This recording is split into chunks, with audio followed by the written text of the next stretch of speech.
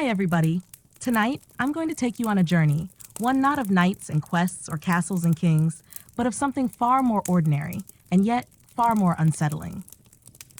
This is a tale of everyday life, steeped in the grit and grime of the medieval world. It's a tale of dirt, of odors long lost to time, of rivers that shimmered not with beauty, but with waste. This is the story of why hygiene in those long ago centuries was not just a challenge, but a waking nightmare. Over the next nights, we'll slowly wander through the streets and chambers of the past. We'll visit the smoky cottages of peasants and the velvet-draped halls of nobles alike.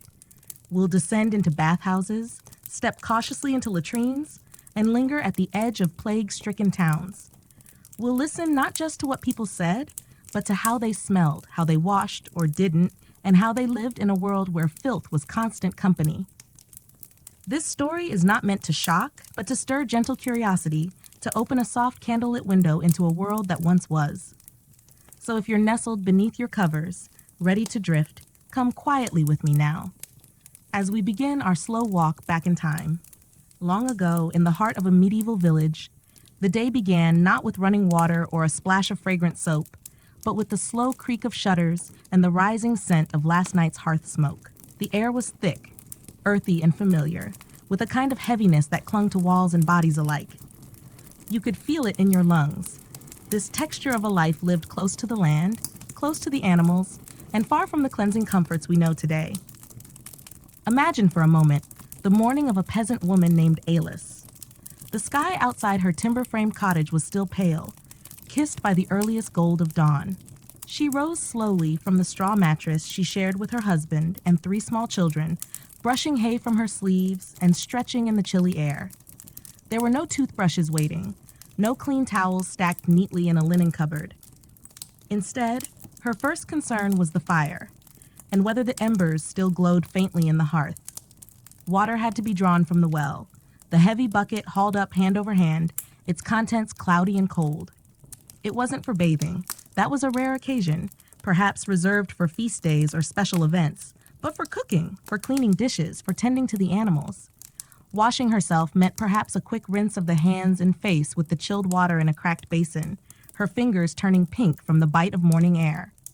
The rest of her body, wrapped in linen and wool, hadn't been fully washed in weeks, maybe months. And yet, this was ordinary, entirely expected. Dirt was not something to be eradicated, it was part of life. Alice, like her neighbors, didn't think herself unclean. To smell of the earth, of sweat and wood smoke, and the musk of close quarters was not shameful. It was human. Children played barefoot in the mud of the village path, their cheeks smudged, their noses crusted in the cold. Chickens wandered freely, leaving droppings that no one bothered to sweep. Dogs nosed through scraps. The idea of cleaning was less about sanitation and more about tidiness, about maintaining order rather than sterility. And the smells. The smells were rich and ever-present. They rose from the dung heaps piled just outside the houses, from the open drains that carried human waste down the center of the street. They came from the tannery by the stream, where hides were soaked in urine and animal brains, and from the slaughterhouse, where blood soaked into the dirt and lingered. It was a world of strong, mingling scents. The rot of vegetables, the sharpness of ammonia, the tang of unwashed bodies. But there was beauty too. The scent of fresh bread rising from a clay oven, the sweetness of lavender sprigs tied to beams to ward off pests, the soft, smoky perfume of a peat fire on a winter morning. People found ways to soften the edge of their world's roughness. They carried posies of herbs, hung fragrant bundles in their homes, and rubbed rose oil on their wrists when they could afford such luxuries. Still, the underlying grime was unavoidable. Even in castles, where nobles cloaked themselves in silk and sable, the air was no less heavy. Chamber pots were emptied from windows, their contents splashing into the alleys below. Servants scoured stone floors with rushes and vinegar, but dirt found its way into every crevice. The great halls were warmed by roaring fires that belched soot into the air, coating tapestries and lungs alike. For most people, the idea of daily bathing was foreign. In fact, in some places, it was even viewed with suspicion. The opening of pores, it was believed, allowed illness to enter the body. Better to remain sealed in one's natural oils, protected by the barrier of sweat and grime. Bathhouses existed, to be sure, and in some towns they thrived for a time.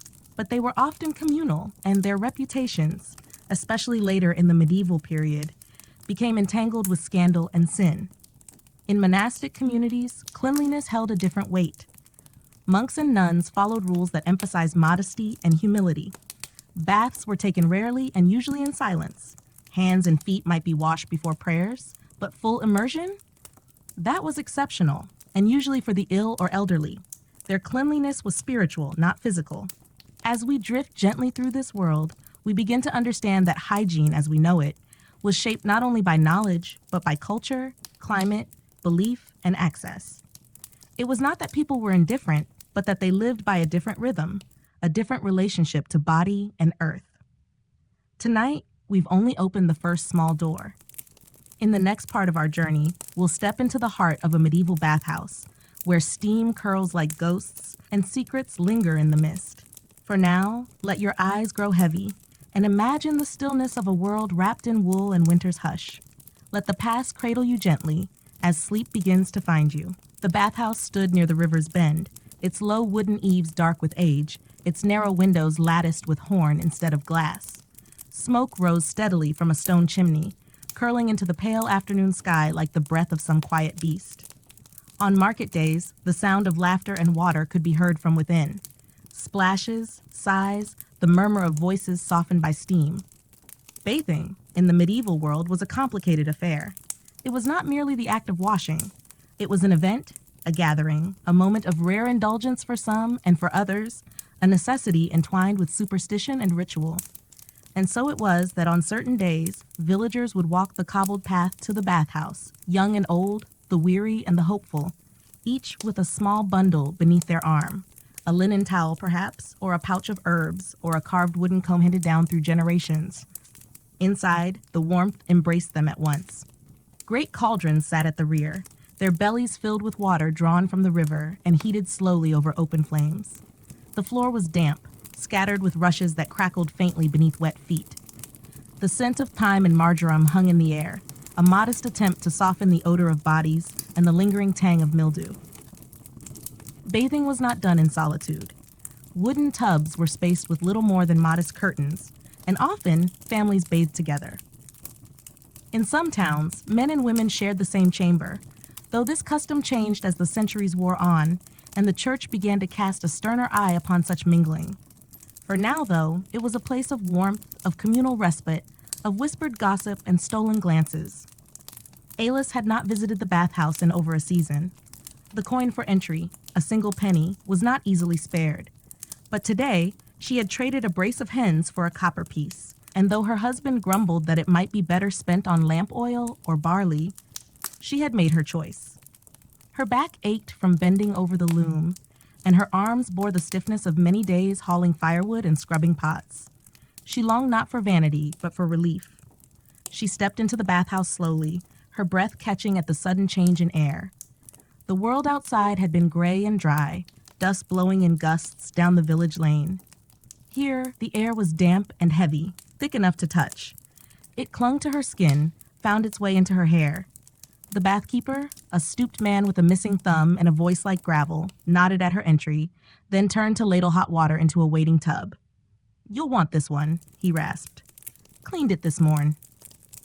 She thanked him and moved toward the wooden basin, its edges smoothed by countless hands. Peeling off her layers, coarse wool, stained linen, underdress grown thin with time, she paused only to glance at the curtained divide beside her. The voices there were familiar, women from the next hamlet perhaps, discussing a neighbor's upcoming wedding and the quality of the barley harvest. Nothing scandalous, nothing strange, just the comforting murmur of life continuing. Lowering herself into the water, Alice winced at the heat. It was not scalding, but it startled her all the same. Soon her body adjusted, and with a long sigh, she let herself sink deeper. Her limbs floated gently, the ache in her shoulders eased, as if the steam itself were made of balm. She picked up a bundle of dried rosemary she had brought and began to rub it across her skin, the stiff branches releasing their scent as they scraped away days of grit. The bathkeeper wandered by, tossing more rushes on the floor, muttering about the girl who had fainted last week from staying in too long. Alis half listened, lulled by the warmth, by the flicker of firelight on the beams above. Around her, others bathed. An elderly man with trembling hands rinsed his arms with slow movements. A child splashed noisily, drawing a sharp scold from his mother. A group of young women laughed quietly as they braided one another's hair. And yet, beneath the comfort, there was always a trace of unease. Illness lurked in the corners, whispered about in the markets.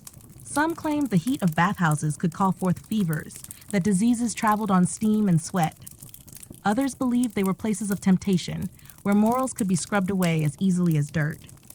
The church, ever vigilant, had begun to frown upon such gatherings, linking them to vanity, idleness, and worse. But for now, for Alis, none of that mattered. Her eyes drifted closed as the rosemary crumbled in her hands.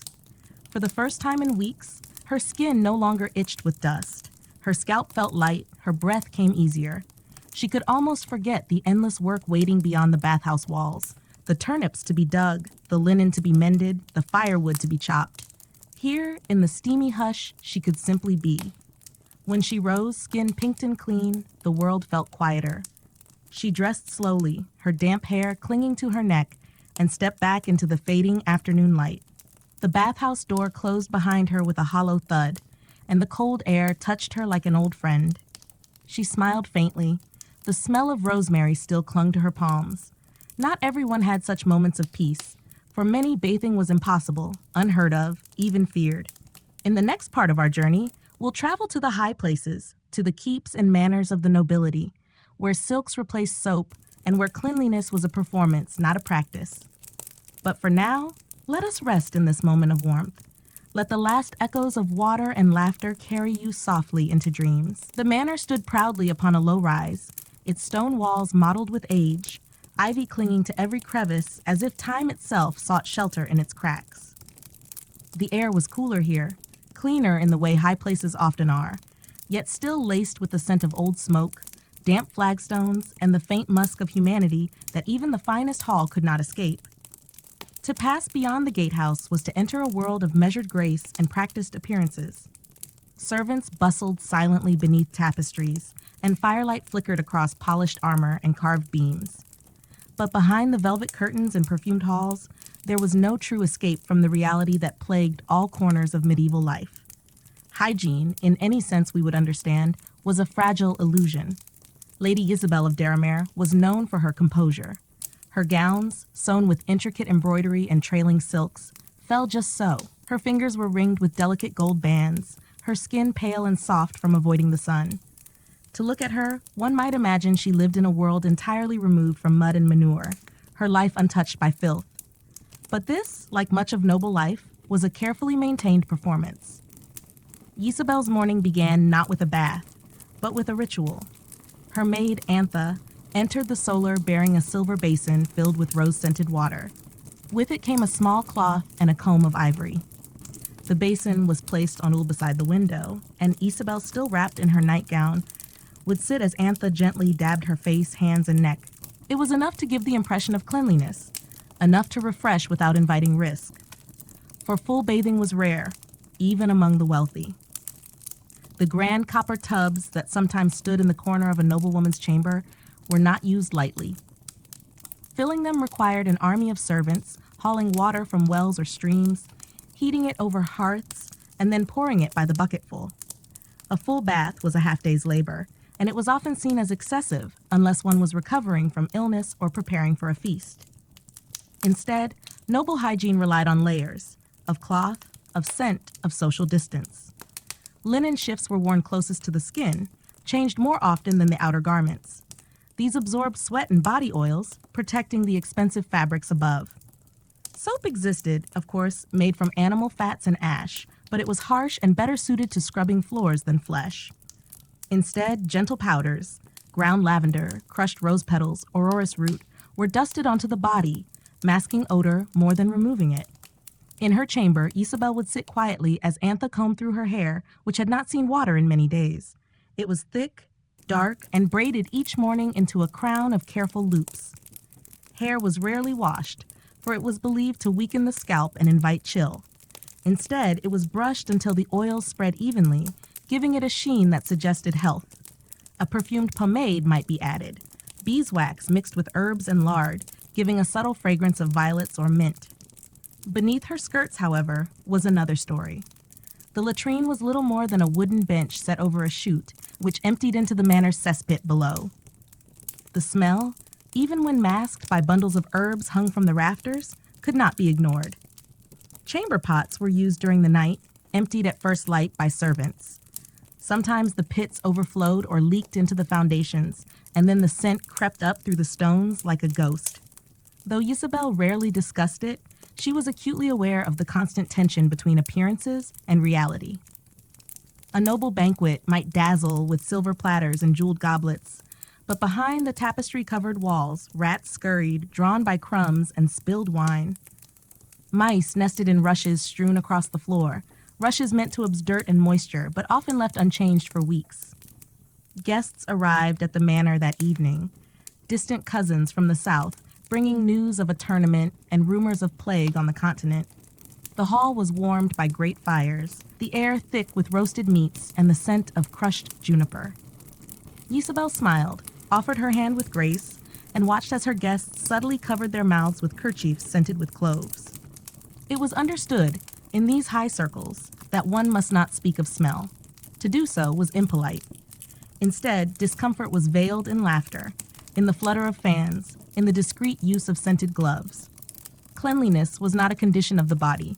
It was a mark of class, an artifice upheld by layers of silk and ceremony. Later that night, as Isabel sat before the hearth with her embroidery, she watched Antha stir the pot of lavender water to be used again in the morning. The room was still. Outside, the wind moved through the trees, carrying with it the distant scent of dung and smoke from the village below. Isabel closed her eyes and breathed deeply. She did not notice it anymore. Or perhaps, like all those born to this world, she had simply learned to live with it. In the next part of our tale, we will step beyond manor walls and into the cramped alleys of the medieval town, where privies hung over rivers, and the concept of personal space vanished beneath the press of the crowd. But for now, let your thoughts settle like the last embers in the hearth.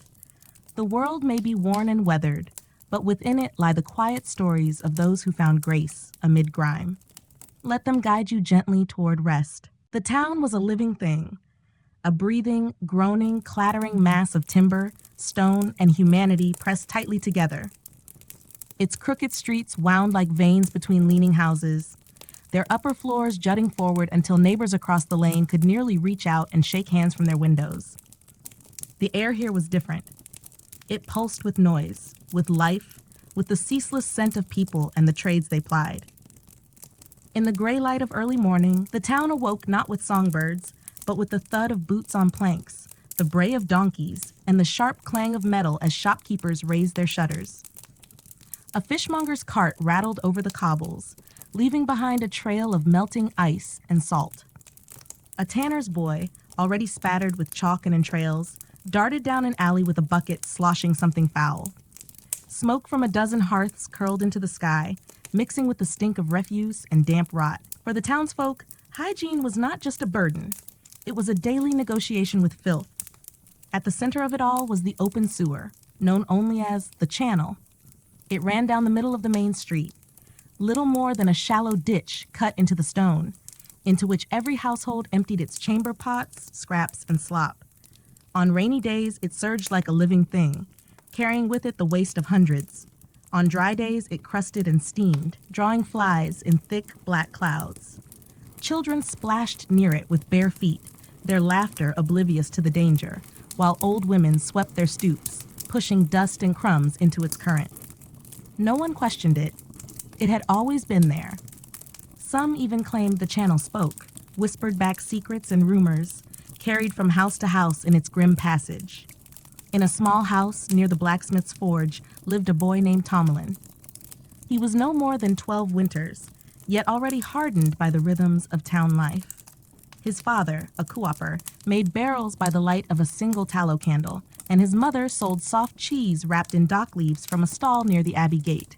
Their home was 2 rooms stacked atop one another, the upper floor reached by a ladder worn smooth from use. There was no space for privacy. The chamber pot sat beside the hearth, veiled only by a frayed curtain. Once a day, twice if the heat was unbearable, Tomlin would carry it down to the channel and empty it with a practiced flick of the wrist. He hated the splash, the reek, the way it clung to his clothes, but it had to be done. Everyone did it. Even the apothecary, with his shelves of dried nettles and vials of camphor, could be seen at dawn, emptying his chamber pot like any other.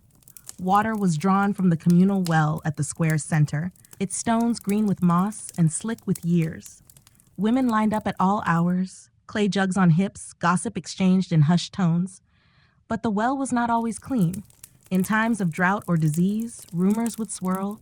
The baker's wife washed her linens in it, or a dead rat was found floating by the rope. Still they came, because they had no choice. Bathing, for most, was not routine. A cloth wiped across the face in the morning, perhaps a splash behind the ears. Feet were rinsed on feast days or when cracked with dirt. There were no private tubs, no perfumed waters. Those who could afford the public bathhouse went once a fortnight, sometimes less. And yet, within all this, there were customs, quiet rituals of dignity. Tomlin's mother always washed her hands before preparing food. She scrubbed her table with vinegar boiled from cider lees and sprinkled lavender beneath their sleeping mats. In winter, she burned juniper to chase away the damp, and in spring, she sewed sachets of rosemary to tuck into their garments. Cleanliness was not a luxury. It was a battle, fought with every herb and habit she could muster. But still, the town wore its filth like a second skin. Pigs wandered freely, rooting in the gutters. Dogs scavenged bones from butcher stalls. Waste from the tanneries, laced with urine and lime, ran down to the lower quarters, where the poor clustered in homes barely fit for shelter. There children coughed through the night, their chests rattling with damp and smoke. Rats gnawed through thatch and boards, their black eyes gleaming in the candlelight. When the rains came, everything changed. Streets flooded, not with water, but with a soup of ordure and muck. Boots were soaked through, and the stink rose in clouds. Yet people carried on. Bakers still opened shop. Vendors still called from carts. Life was not paused for discomfort. One day, as Tomlin crossed the bridge that spanned the slow-choked river, he saw a bundle floating in the reeds. It bobbed there, strange and silent, until a washerwoman shrieked and dropped her basket. Within the bundle was a stillborn child, wrapped in rags. No one knew where it had come from. No one asked. The river took it, as it took so many things. The friars preached that cleanliness of the soul mattered more than that of the flesh. They offered ashes and prayers, not soap. Sin was a stain far more dangerous than dirt, they said. And so most townsfolk focused on penance, not purity. Yet some, in quiet corners, still yearned for more. A young scribe wiped his ink-stained fingers with wine-soaked cloth. A brewer boiled his tools twice, not once. A girl collected rainwater in glazed pots and used it to rinse her hair. Tiny rebellions, acts of hope. In the next part of our tale, we will walk the shadowed roads to the leper houses and plague huts, places where hygiene became not just a matter of comfort, but of life and death. But for now, let your thoughts soften like candle wax. Close your eyes and drift through the winding alleys, where even amid filth, humanity clung to its fragile grace. At the edge of town, where the land dipped low and the fields gave way to thickets of bramble and wind-scoured stone, there stood a place most people avoided. It was not marked on any map, and no sign hung above its gate. It was known only by whispers, the House of Mercy, or more starkly, the Leper's Edge. The road leading there was narrow and rutted, a path worn by the hesitant feet of friars and the shuffling gait of the sick. Grass grew long and untroubled between the stones, for few dared tread it more than once. Birds did not sing there. Even the crows, bold scavengers of battlefields and butchers' alleys, kept their distance. The leper house was a low stone building, its roof patched with moss and wooden slats, its door crooked on iron hinges. A small chapel stood beside it, empty more often than not, the bell above rusted and mute. The air was different here, sharper, tinged with the scent of old smoke and something else, something sour and human and persistent. Within these walls lived those marked not only by illness, but by isolation. Izarn was one such soul. Once a stonemason, known in the northern quarter for the fine curve of his arches and the strength of his hands. But one winter, he awoke with numbness in his fingers. Blotches appeared on his arms, pale at first, then angry red. His neighbors whispered, and soon the priest visited. There were prayers, murmurs of divine trial, and then the inevitable. He was led beyond the gate, given a rough cloak, and left at the door of the leper house. Inside, Isarn found others like him. Men and women whose bodies bore the slow disfigurement of the disease, sunken faces, twisted fingers, feet wrapped in rags. Yet there was no weeping, no howling madness, only quiet endurance, as if each day were a stone laid carefully upon the last. Hygiene in such a place was a bitter paradox. The sick were shunned for their uncleanness, yet they craved cleanliness more fiercely than most. Baths were rare, but precious. Rainwater was collected in great clay jars, strained through linen, and warmed by the sun when possible. With it, they bathed their sores, softened their cracked feet, and cooled the fevered brow of those near death. Isarn took to keeping the washing stones clean. He scrubbed them with lye and sharp sand, his numbed hands trembling with the effort.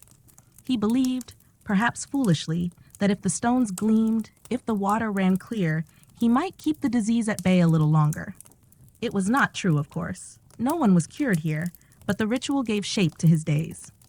The caregivers who visited the house wore long robes and linen veils soaked in vinegar. They moved carefully, with kindness wrapped in distance. They brought barley, dried fruit, sometimes beeswax for candles. Rarely did they speak beyond necessity. Even the friars, whose duty it was to offer comfort, seemed made uneasy by the leper's presence. They came, yes, but quickly, their prayers brief, their eyes averted. Outside the walls, rumors spread like wildfire. That lepers spread disease with a touch, that their breath was cursed, that their very gaze could rot fruit on the vine. People crossed themselves when the wind blew from that direction. Children were told frightening tales. Misbehave, and you'll be sent to the leper's gate. And yet, the truth was quieter, sadder. Within the leper house, hygiene was as sacred as prayer. Cloths were boiled before reuse, tools were wiped with vinegar, the dead were wrapped with care, their bodies washed one last time in silence before burial in the field behind the chapel. No one watched. No one came to mourn. Isarn remembered one spring morning when a girl arrived. She was no more than 15, her hair shorn clumsily, her eyes wide with terror. Her father had brought her halfway, then turned back without a word. The girl had stood in the road for hours before the caretaker emerged to lead her inside. Her name was Melisende. She cried for 2 days straight, wouldn't eat, wouldn't speak. Isarn brought her a basin of warm water, kneeling beside her as she stared blankly at the wall.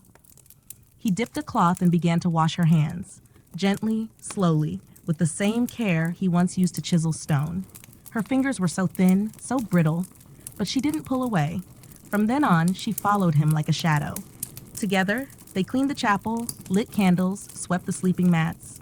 Hygiene in that place was not a luxury. It was a quiet resistance against despair, against the decay of the world.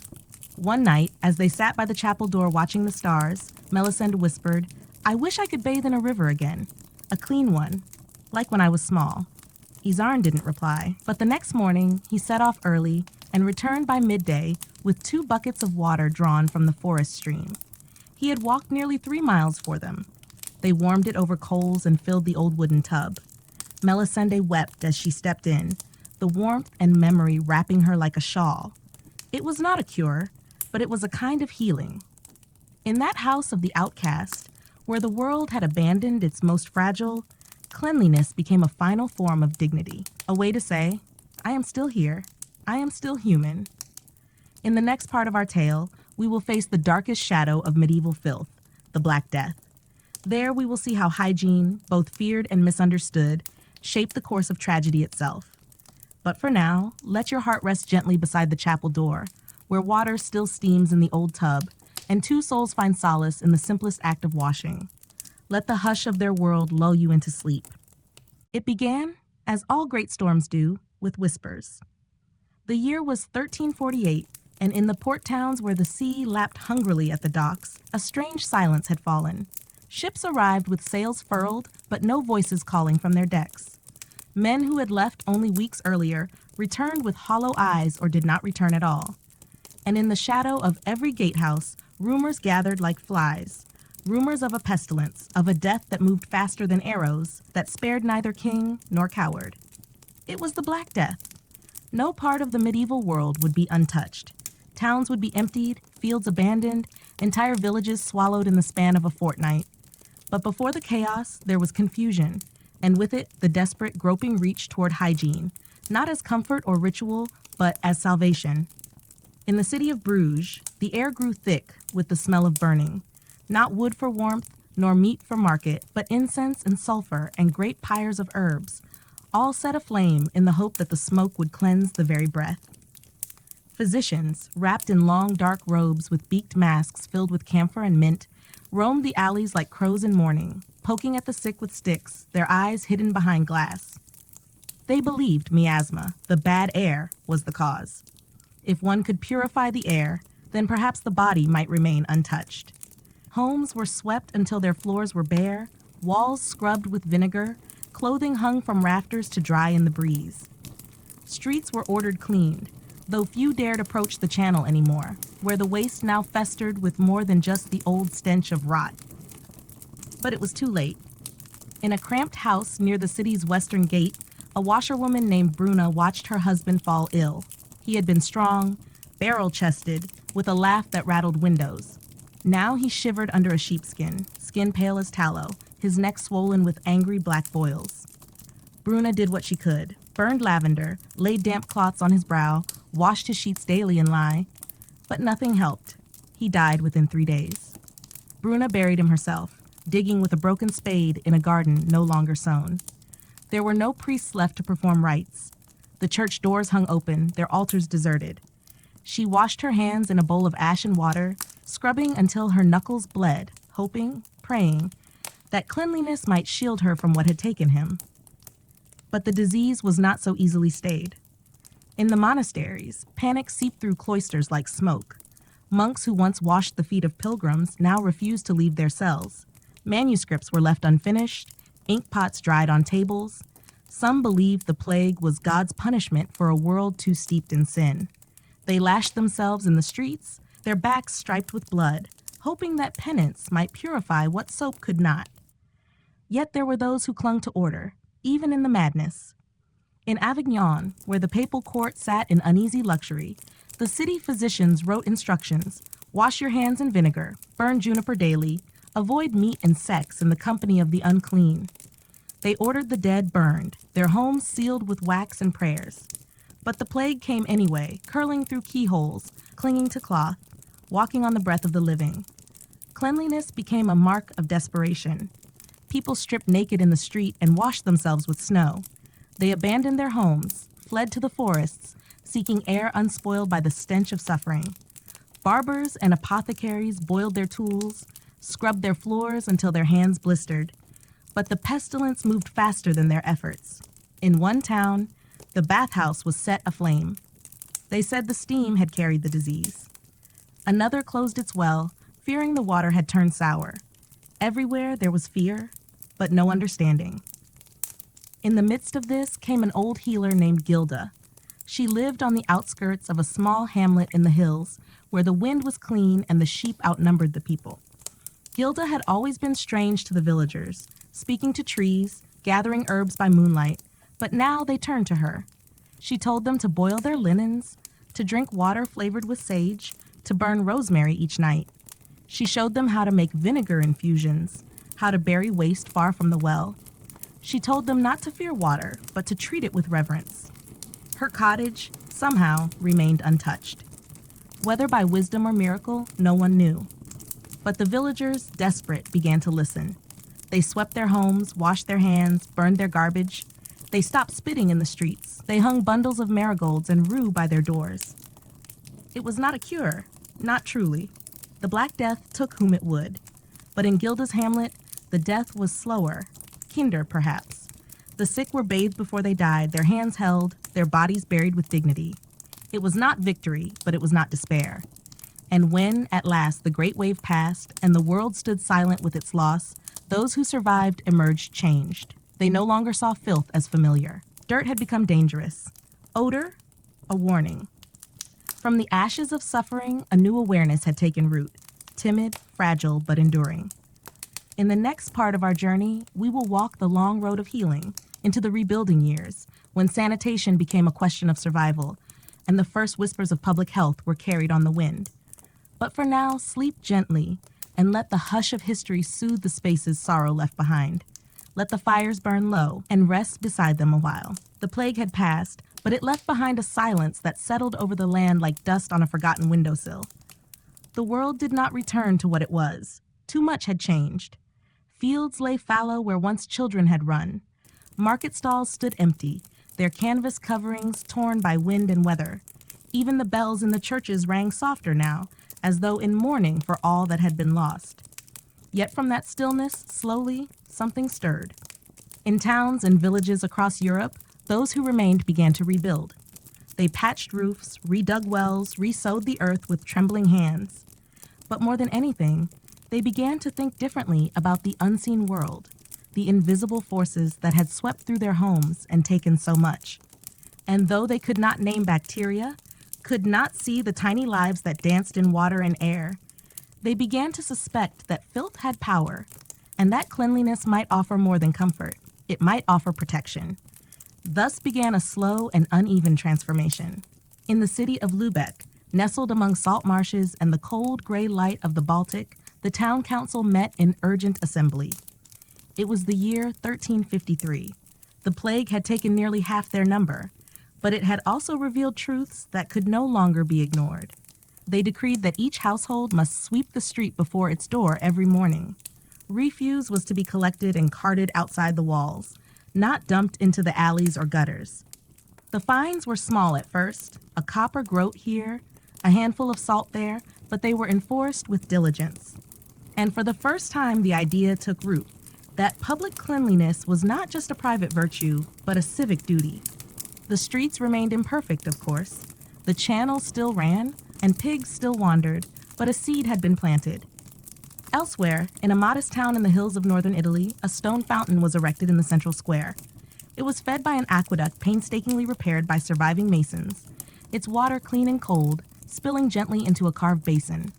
Above it, an inscription read, "For all to drink, for all to wash." It was a simple thing, but revolutionary. Water, made public. Washing, made communal. A symbol not of wealth, but of care. People began to notice. A mother named Ilaria, whose son had survived the plague with scars across his back and arms, made a habit of washing him each evening with warm water and rosemary. She did not understand infection, but she had seen how the cleanest children fared better. So she scrubbed the floors with vinegar and replaced rushes more often. Her neighbors watched, and one by one, they did the same. In monasteries, too, the tide began to shift. The rule of silence remained, the rhythm of prayer unbroken, but alongside the psalms came new routines. Cloisters were swept daily. Latrines were emptied more often. Some monks began to insist on bathing before Mass, not just as penance, but as preparation. A few even wrote of cleanliness in their chronicles, not as vanity, but as a kind of holiness. Yet these were islands of change in a sea still murky with old habits. In many places, the struggle continued. In the sprawling tenements of London, the poor still lived shoulder to shoulder, with little space for air or light, let alone cleanliness. Water was drawn from wells too close to privies. Soap was a luxury, and time to use it, rarer still. Mothers did what they could, wiping faces with spit, combing lice from hair, boiling linens when wood could be spared, but survival often took precedence. Still, change found a way in. Guilds, those ancient brotherhoods of trade and craft, began to adopt rules not just for honesty and skill, but for health. Butchers were required to slaughter their animals beyond the town wall. Tanners, long infamous for their stench, were banished to the outskirts. Bakers were instructed to keep their ovens clean and their shops swept. Enforcement was inconsistent, but the idea was taking hold, that a clean workshop was a sign of virtue, a clean merchant, a trustworthy one. And amidst it all, whispers of healing. In Paris, a physician named Henri de Villiers compiled notes from across the continent. He interviewed barbers, monks, apothecaries, even midwives. From these voices, he assembled a modest manuscript, a book of air and water, he called it. In it, he recommended frequent washing of the hands, the airing of bedclothes, the boiling of tools. He could not prove his advice with science, but he grounded it in reason and faith alike. The manuscript spread quietly, copied by candlelight in scriptoria, passed from town to town. It did not change the world overnight, but for those who read it, it offered something rare, a sense that action, however small, was not futile, that death was not inevitable, that care could carve a line, however faint, between survival and sorrow. And so, in the flickering years that followed the plague, the people of Europe began to see cleanliness not as luxury or pretense, but as a language of hope. Washing a child's face became a prayer. Sweeping a threshold became a promise. Boiling water was an act of quiet rebellion against the forces that once seemed unstoppable. In the next part of our story, we'll follow that language as it takes deeper root into the lives of healers and midwives, whose knowledge of hygiene grew from touch, intuition, and generations of whispered wisdom. But for now, rest easy, as the world slowly stitches itself back together, one clean cloth, one careful hand at a time.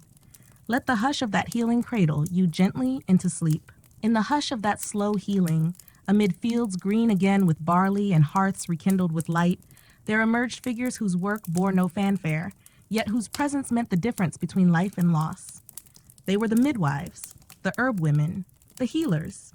Their knowledge did not come from books, nor from Latin-spoken lectures in marble halls, but from touch, from time, and from the long memories of mothers and grandmothers before them. They moved quietly through towns and hamlets, wrapped in woolen cloaks that smelled faintly of dried lavender and rain. They carried baskets woven with care, filled with folded cloths, sprigs of sage, needles, thread, and small glass vials stoppered with wax. Their hands were worn, their voices soft. They were not always trusted, sometimes called witches when fortune soured. But when birth was near, or fever rose, or the blood came unbidden, it was to them the people turned. Among these quiet stewards was a woman named Aldeth, who lived at the edge of a village nestled in the chalk hills of Wessex.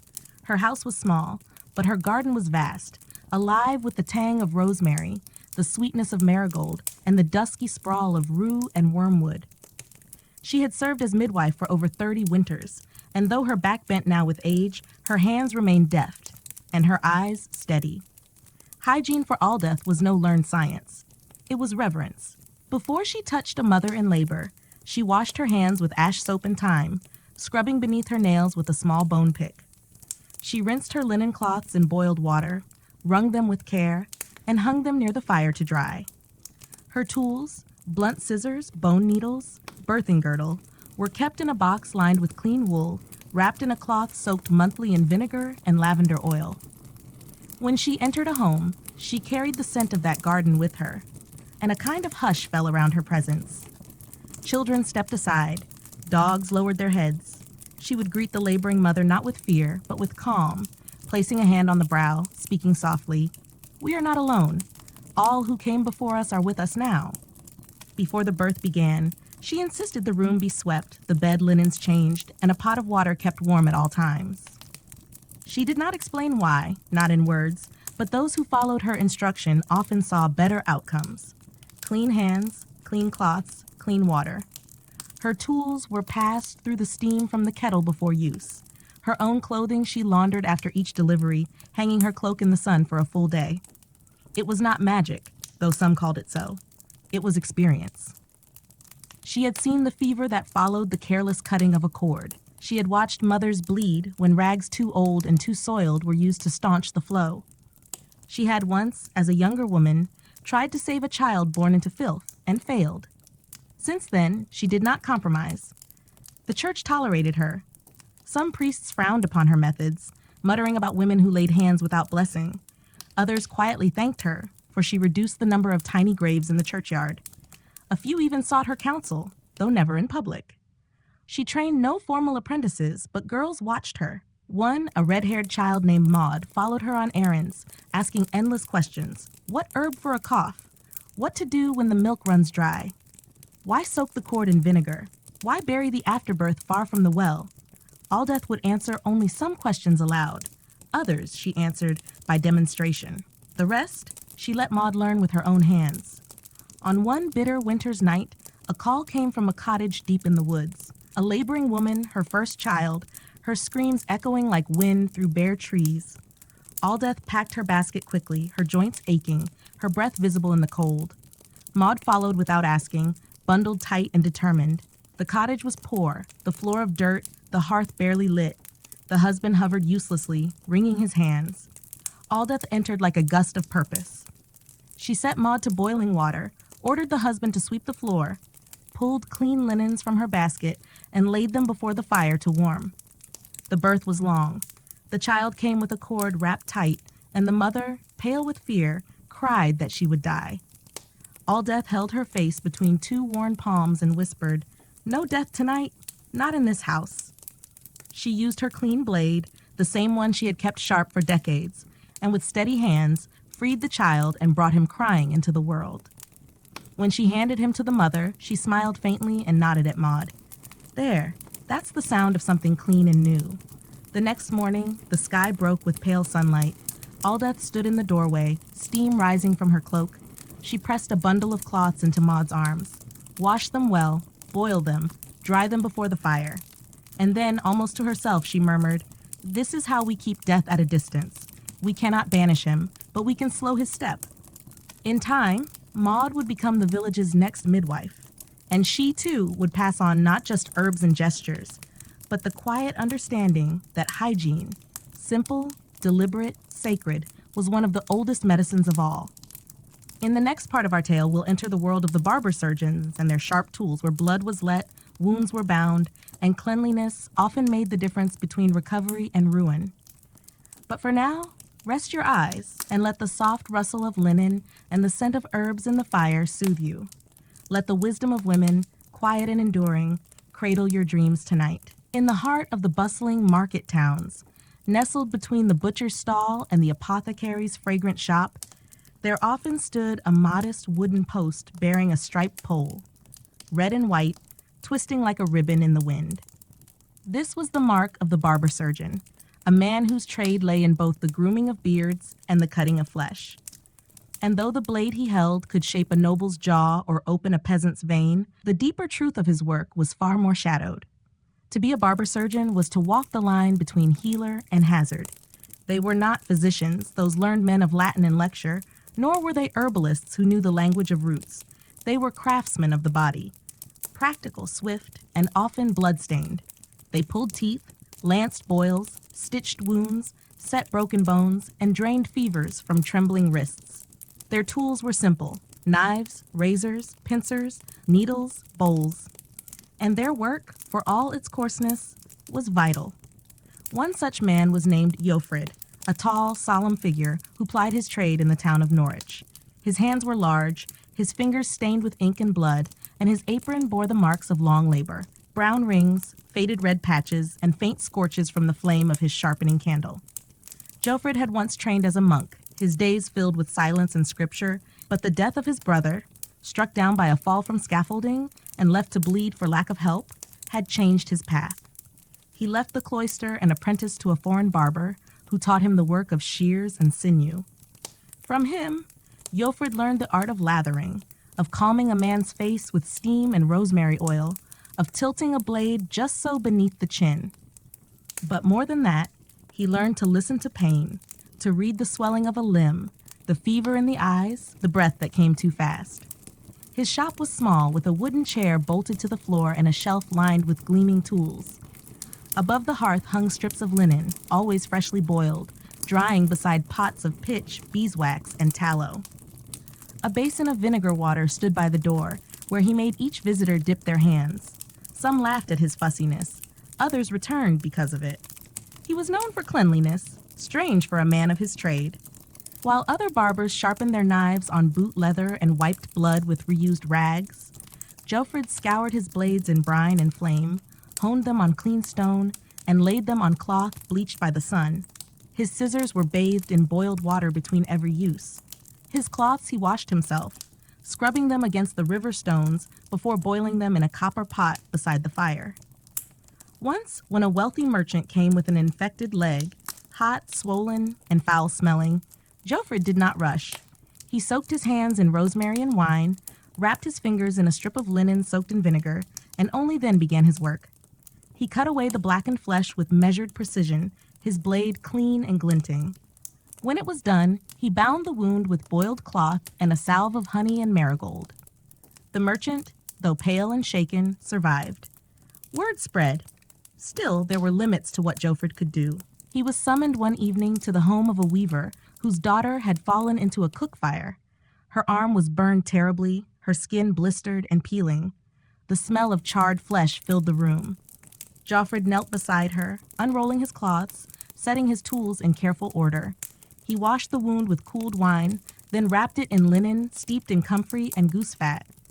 The girl screamed, but her mother held her, whispering prayers. He returned each day for a week, changing the dressings, washing the cloths, boiling his blades, and though her scars would remain, she lived. Her arm healed enough to hold a spindle again. The family brought him eggs and wool in thanks. Jofrid never called himself a healer. He claimed no miracles. But he understood the difference a clean blade could make, the way infection seeped not from spirits, but from the very cloth meant to soothe. He taught his apprentice, a quiet boy named Elric, to fear dirt more than failure.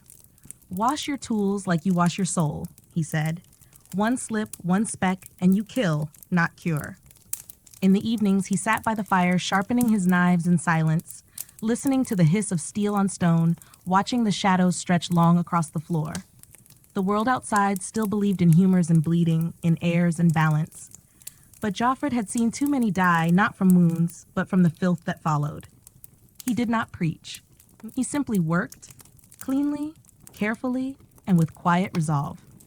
In the next part of our story, we will descend into the shadows of medieval prisons and asylums, where hygiene was not a hope, but a distant memory, and where the body's suffering was matched only by the mind's.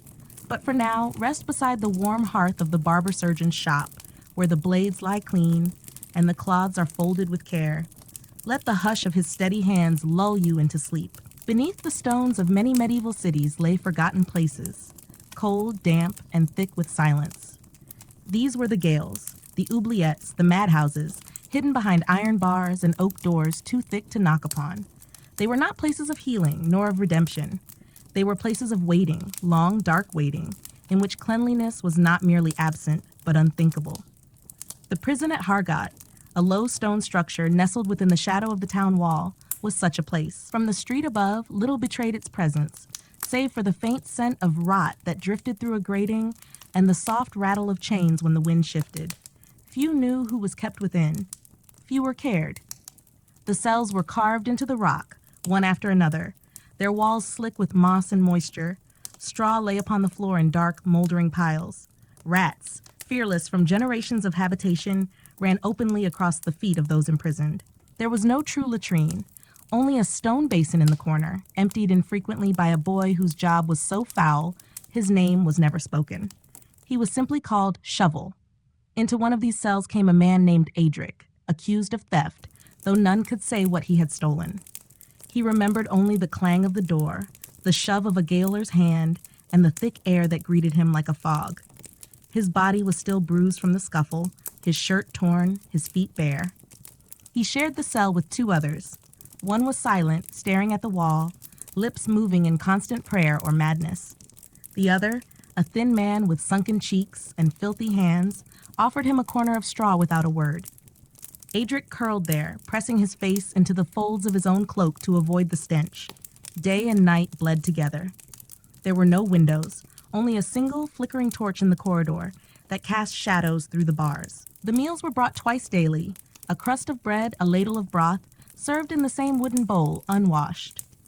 Water came in a clay jug, reused until the rim turned black with mold. Cleanliness was not a concern for the gaolers. If the filth grew too great, they doused the floor with lime and water, driving prisoners to the corners with coughing fits. Once they burned old straw in a brazier and tossed herbs on the flames, sage and wormwood perhaps, to mask the rot. But the effect lasted only hours. Soon the sour air returned, thick with breath, waste, and sickness. Edric watched as the silent man worsened. Sores opened on his legs. His skin turned gray. He muttered to no one and then to everyone, then fell silent altogether. The gaoler came, looked once, and muttered, "He's gone." The body was dragged out without ceremony, leaving behind only a strip of cloth and a dark stain in the straw. Adric began to feel a deep itch beneath his skin. He scratched until he bled. Lice crawled along his collarbone, their bites constant companions. His gums ached. His hair, once curled and golden, clumped with grease and dirt. He tried to wash with water from the jug, but it was too cold, too scarce, and always fouled by the time it reached his hands. And yet, even here, a sliver of care emerged. The thin man, whose name was Oswin, had been in the gale nearly a year. He had learned, through bitter necessity, to make soap from the fat of the rats they caught, mixed with ash from the burned straw. He showed Adric how to use it, just a smear, rubbed between the fingers, then wiped away on a corner of cloth. It did not smell sweet. It did not shine, but it helped. Better to scrape away what you can, Oswin muttered, than let it feed on you. When the rain came, dripping through cracks in the ceiling, they placed clay bowls beneath the leak and used the water to rinse their mouths, their faces, their feet. Adric used a bone chip to pick his teeth, a scrap of linen to bind his cracked heel. Oswin boiled water on a brazier when the gaoler allowed, stirring in bitter herbs to rinse their sores. They were small things, futile things, but they were acts of defiance against the creeping decay.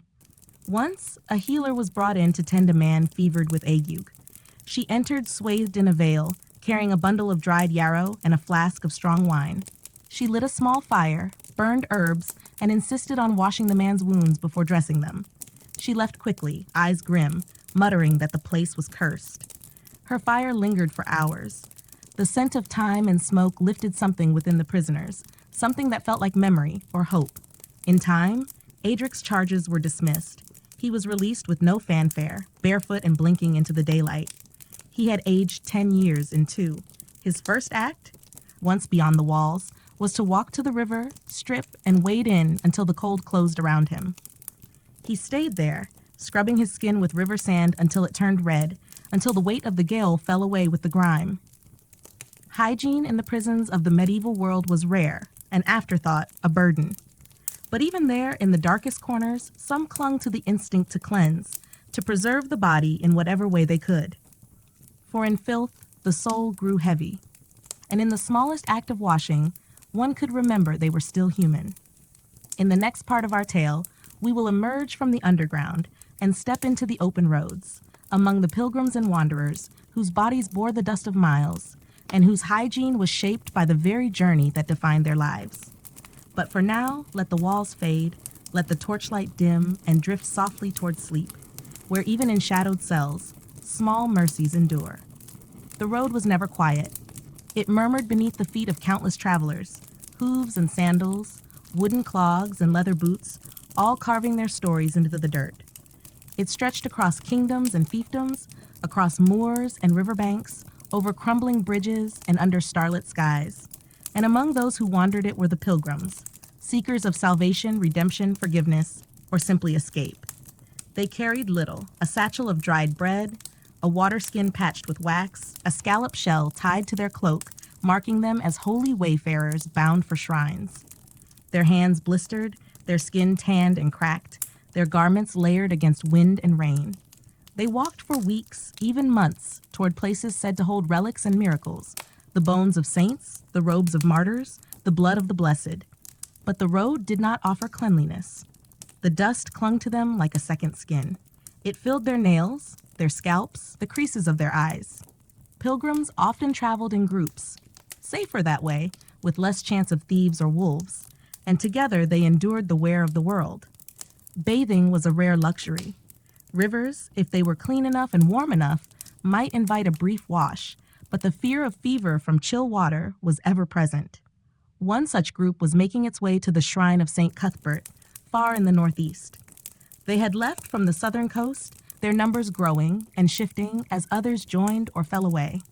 Among them was a woman named Sibylla, a widow of quiet voice and careful step.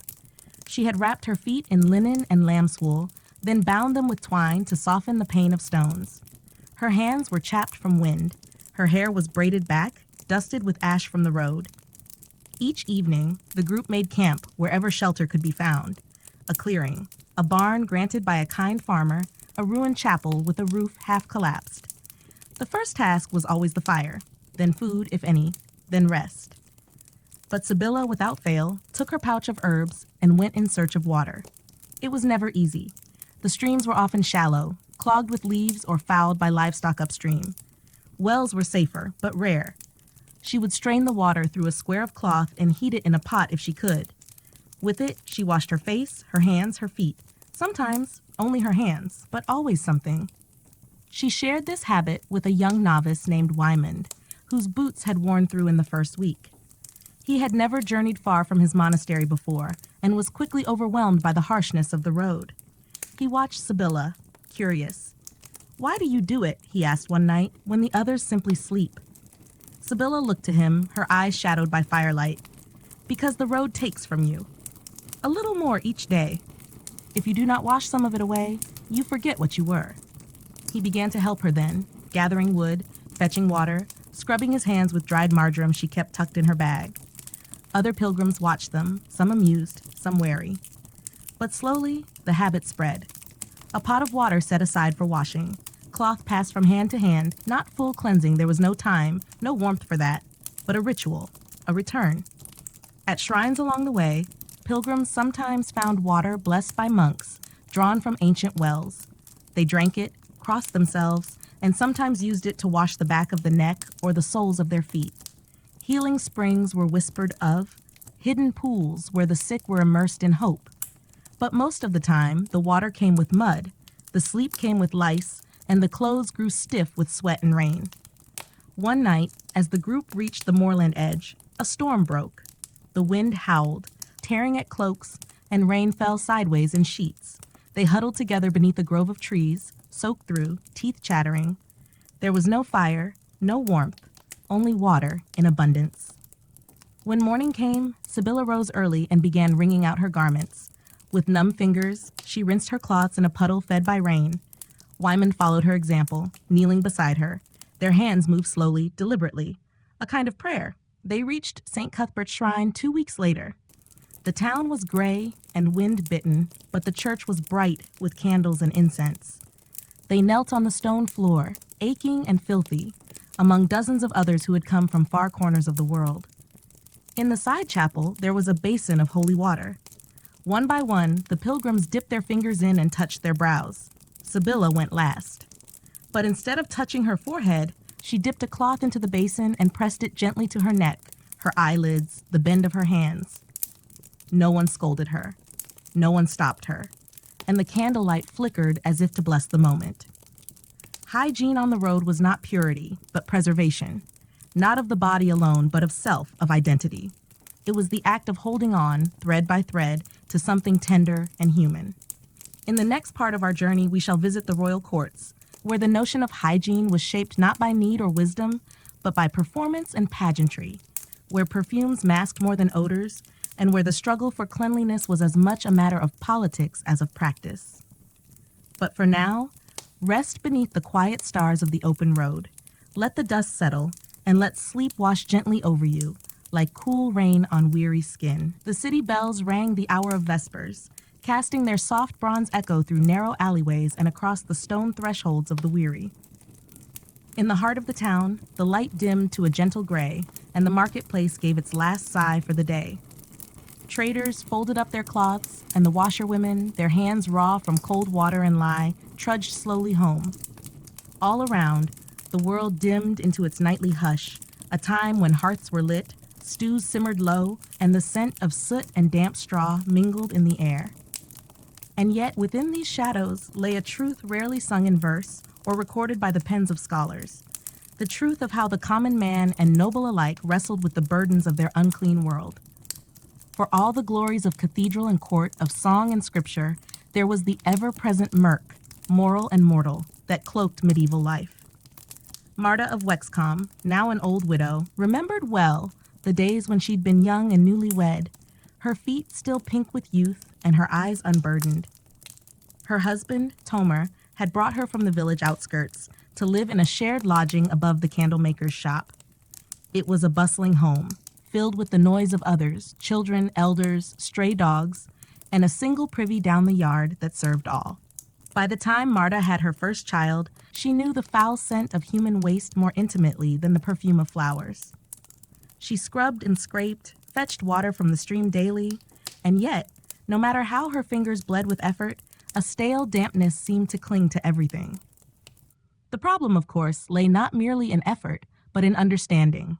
The knowledge of cleanliness, of bacteria, contagion, invisible transmission, was a stranger to their age. Illness was thought to come by miasma, a vague and ominous bad air that drifted from the swamps or rose from unburied bodies. People placed their hopes in posies and pomanders, in burning rosemary or frankincense to cleanse the home. And while these may have soothed the senses, they did little to halt the rot at its root. In Marta's youth, bathing was a rare and curious practice. Once or twice in a season, she would fill a shallow basin with warmed rainwater and modestly wipe her skin. To fully immerse in water was considered a luxury by some and a danger by others. There were whispers in the town that soaking one's body invited sickness through the pores, opened doors for disease to stroll in. Mothers warned their daughters not to wet their heads too often, lest the cold spirits find them. And then, of course, there were the bathhouses, public, steaming, and often rowdy. In larger towns, these places were both social sanctuaries and moral battlegrounds. A man might go to cleanse himself, but risk his reputation if seen too frequently. For bathhouses were also frequented by women of negotiation and whispered affection. Over time, the line between washing and sinning blurred in the minds of many, and as plague swept through towns, so too did suspicion toward communal cleansing. For those who lived close to the monasteries, there was at least the model of the monks, who in their devotion kept some semblance of cleanliness, washing hands before meals, and tending to their infirmaries with more order than found elsewhere. But even there, strict rules limited water use. The faithful believed that vanity and indulgence lay in the frequent bathing of the body. Cleanliness of the soul was deemed more important than that of the flesh. Marta once watched a friar, Brother Anselm, clean his hands before the Eucharist. His fingers, pale and long, moved with deliberate reverence as he ladled water from a brass ewer. He spoke gently of purity, but Marta, even then, noticed the grime that nestled under his nails. No soul, she thought, no matter how devout, could outpace the filth of their world. The streets outside their door were a mire of refuse. Night soilmen, whose grim task was to cart away human waste, worked only under cover of darkness, and not always reliably. Chamber pots were emptied into the lanes, and animals, dogs, pigs, chickens, roamed freely, adding their own leavings to the mix. The smell, thick and ever-present, became a part of life, like fog or rain. People grew used to it, stopped noticing. That was perhaps the cruelest fate of all, to become blind to one's own degradation. Yet even within the murk, Marta found moments of strange beauty. The way light caught the steam rising from a cauldron, or how on certain mornings, the rain would rinse the town clean for a brief few hours, giving the illusion of purity. On feast days, the streets were strewn with rushes and sweet herbs, meadowsweet, thyme, mint, which crunched underfoot and masked the scent of rot. It was these touches, these small rebellions against the squalor, that kept spirits from withering. Children who knew nothing else played barefoot in puddles made fetid by both rain and waste. They splashed and laughed and fashioned dolls from rags and bones. Somehow they survived, or didn't. Marta lost her second daughter to a fever that swept the town after midsummer. The child had coughed and coughed until her little frame gave out.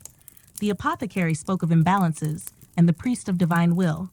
But Marta, sitting in the corner of her dim room, knew only the helplessness of a mother who could not cleanse her child's world. And so, life continued. Seasons turned like the slow grinding of millstones. New faces arrived, others vanished. The town grew, the filth with it. When she grew old, Marta no longer fetched water herself, but relied on her youngest to carry the heavy buckets. Her hands, once blistered and red from scrubbing, became brittle and blue-veined. But her mind remained sharp, remembering each grim lesson taught by the cold, the stench, and the quiet resilience it demanded. In the twilight of her days, Marta would sit by the window and watch the townsfolk pass. She would note the patterns of their tread, the cautious steps in spring's mud, the hurried paces in winter's biting chill. And always in the backs of her thoughts hovered a quiet ache that something so essential, so simple as cleanliness had remained a distant dream for so many. She did not rage against it. She did not curse the times into which she was born. Instead, she observed with the stillness of one who has seen much and accepted more. The nightmare of hygiene was not merely filth, it was the sorrow of ignorance, the slow erosion of dignity, and the quiet endurance of those who bore it. As Marta's memory faded gently into the folds of time, the world around her did not pause. A new generation rose with familiar burdens and a few tender hopes. Among them was her grandson, Adric, a boy of 16 winters who had grown tall and wiry from years of labor, yet carried in his gaze a spark of restless thought. Where others saw grime as natural and unchangeable, Adric regarded it with a mix of wonder and unease. He watched how rats scurried through open drains, how the cook's apron was never quite clean, how the cloth laid on the altar bore faint yellow stains. It was not disgust that lived in his heart, but curiosity. Adric often lingered at the edge of the apothecary's stall in the market square, where tinctures of herbs sat beside jars of rose water and honey. The old apothecary, Master Berengar, tolerated the boy's silent questions, if only because Adric never stole nor spoke out of turn. Once he asked the boy, "Why do you watch with such a serious brow?" And Edric, hesitating, had answered, "Because I want to understand why we live in a world so full of dirt and yet fear the water that might wash it away." The apothecary chuckled, not unkindly. "Ah, lad, you ask what scholars would rather not answer. Best to live quietly and not trouble yourself with matters too large." But Edric was not easily turned. At night, by tallow candle, he would page through scraps of old manuscripts that Berengar let him borrow, parchments spotted with age, detailing the properties of sage, vinegar, and leaching. One night, he found a faded drawing of a Roman bath. A vast hall of marble, men reclining, steam rising in ghostly spirals. He traced the image with a trembling finger, hardly able to believe that such a place had once existed. That discovery stayed with him, even as life pressed on with its hard demands. His days were filled with toil, feeding pigs, collecting wood, scouring pots with ashes and grit. His fingernails were rimmed black no matter how often he rinsed them, and the soles of his feet grew thick as bark. Yet his eyes never lost their gleam, their quiet questioning. He began, little by little, to conduct his own humble experiments. He brewed rosemary and mint into boiling water, letting the steam rise beneath a cloth over his head. It cleared his nose and eased his breath, though the scent did little to stay once he stepped back into the world. Still, it felt like a kind of ritual, a defiance against the invisible grip of filth. One spring morning, Edric came upon a scene that troubled him deeply. A young girl, no older than 10, lay on a blanket outside her home, pale and sweating. Her mother wrung her hands while an old priest muttered prayers beside her. Edric overheard talk of evil humors and cursed wind, of sin that festered within the blood. He saw the cracked lips of the child, the fever glow in her cheeks, and thought not of sin but of flies and dirt and the water bucket standing stagnant by the door. He returned home and boiled every herb he knew to be cooling and sweet. He soaked a strip of linen and asked his aunt to lay it across the girl's brow. Whether it helped, no one could say, but the girl's breathing slowed. She survived the week. Edric never spoke of it again, but from that day on, the villagers looked at him with a trace of something like respect, or perhaps suspicion. For change, even the smallest, often draws unease.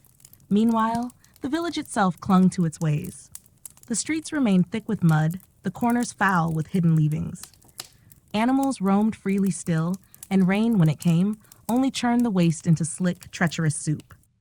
The well water, while precious, often bore a strange taste, metallic, sometimes sour. And still, the people drank, for there was no other choice. Wine and ale were safer, if only because the brewing boiled away what the eye could not see. Edric, sensing the limits of what he could learn alone, made a journey to the nearby abbey. It stood on a gentle rise, a place of solemn order and damp stone. He offered to sweep floors and chop wood in exchange for time in their library. The monks, wary but intrigued, permitted it. There, amidst the cool hush of vellum and ink, he read of Pliny and Galen, of ancient cities and their forgotten marvels, drains that ran beneath streets, aqueducts that sang with rushing water, bathhouses with separate chambers for warmth and cold. He returned to the village changed, though not outwardly. His shoulders were still stooped with work. His clothes still bore the patch of years, but something in his silence deepened. He began to dig a shallow trench behind his home, filling it with smooth stones and scraps of wood, shaping it to carry wastewater away from the dwelling. His neighbors watched, amused. "Are you building a moat, lad?" they asked, laughing. He smiled, said nothing, and continued. Weeks later, after heavy rains, his yard remained dry, while others were thick with sludge. Some began to ask questions. A few copied his efforts. Quietly, without fanfare, the idea of small, controlled cleanliness began to creep into village thought. It was no revolution. The air was still thick with smoke and animal musk. Children still played in muck and laughter, still rang through filth. But something had shifted, a murmur, a flicker of memory reborn. Perhaps, as Edric once read, the Romans had not been gods, merely people who dreamed of being clean and found a way. At night, lying upon his straw mattress, he would stare at the ceiling and imagine a world where water flowed freely through carved stone, where steam curled up from tiled rooms, where filth was not fate but foe. It was a fragile dream, easily dismissed by the world around him, but within the gentle slowness of his thoughts, it lived brightly. And in that dream, Edric found peace. Not a peace born of comfort or plenty, but of knowing that even amid centuries of grime, a mind could still reach toward the light. The summer that followed Edric's visit to the Abbey was marked by a heavy, languid heat, the kind of heat that lay thick upon the village like a woolen cloak, stifling and unmoving. Even the birds seemed to forget their songs, and the cattle stood motionless in the fields, their flanks twitching at flies. The air was dense with the mingled odors of earth, sweat, and something more sour that no one dared name aloud. In such weather, cleanliness became not just a rarity, but a burden few could carry. Buckets of water, fetched with aching arms from wells or streams, were precious beyond measure. Every drop was guarded, rationed. To waste it on washing one's body was seen by many as foolish vanity. It was meant for cooking, for drinking, for the cooling of swollen feet. And so the dust of the road clung to skin, the salt of labor etched itself into every crease, and a collective weariness hung over the people. But within this oppressive season, another shadow stirred, one older and darker than drought. It began as it often did with a murmur, a neighbor's cough that grew sharper, a merchant who collapsed by his cart, a child whose fever raged and then fell silent. Word spread not as thunder, but as whisper, the plague. No one called it so at first, for to name it was to invite it in. They spoke of bad wind, of curses laid by angry saints, of a comet seen some months ago that surely meant ill. Edric watched with a growing unease. He had read of this in the Abbey, of past years when towns emptied overnight, when entire parishes lay silent but for the cawing of crows. He knew, in some quiet part of his mind, that what they faced was no common fever. The village responded in the only ways it knew. Doors were shuttered, church bells rung more often, and people began to carry pungent herbs about their necks. Lavender, rue, wormwood, tied in little pouches with scraps of cloth. Fires were lit in the streets, thought to drive away foul airs. Stray dogs were beaten away. The bathhouse, once visited by a few, was now wholly abandoned. But for all their rituals, the sickness crept on, slow and merciless. Edric's uncle was among the first to fall. A strong man, with arms like yew boughs and a voice that had once filled the entire tavern, reduced in days to a trembling shadow. Boils rose on his neck and armpits, angry and swollen. His breath rattled like wind through broken shutters. And then, silence. The priest refused to enter the house. The neighbors crossed themselves and avoided its threshold. It was Edric who wrapped the body, eyes burning with grief and a strange clarity. He burned his uncle's bedding, dug the grave alone. He had no knowledge of medicine, not truly, but instinct and caution guided his hands. He avoided touching his face. He washed in vinegar, his skin stinging raw. People watched him with awe and fear. Some whispered that he'd made a bargain with spirits, or that the old apothecary had taught him secret cures. He denied both, saying nothing. But inside, a resolve was growing. He began to organize, quietly, gently. He spoke with those who still listened, who had not let terror take all reason. He convinced a few to dig waste trenches beyond the village's edge. He urged families to boil their water, to hang cloth soaked in vinegar over their doors, to bury the dead with care. Not everyone listened, but enough did. In one corner of the village, an old barn was cleared and turned into a makeshift shelter for the sick, away from the homes of the healthy. Edric tended it himself, along with the widow Alwyn, who had lost all but one of her children and now moved with the numb grace of grief.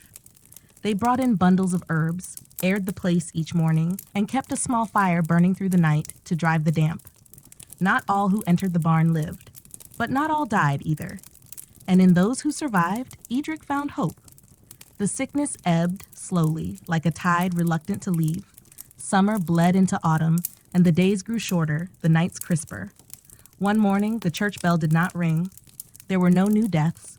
Silence reigned, but it was a gentler silence this time, filled not with dread, but with waiting. Edric stood in the center of the village, where the market square had once thrived. It was mostly empty now, save for chickens scratching at the dirt and a few lingering banners faded by sun and dust. He looked up at the sky, so blue it hurt the eyes, and felt a weight lift from his chest. He was no healer, no sage, just a boy who had asked questions and dared to act.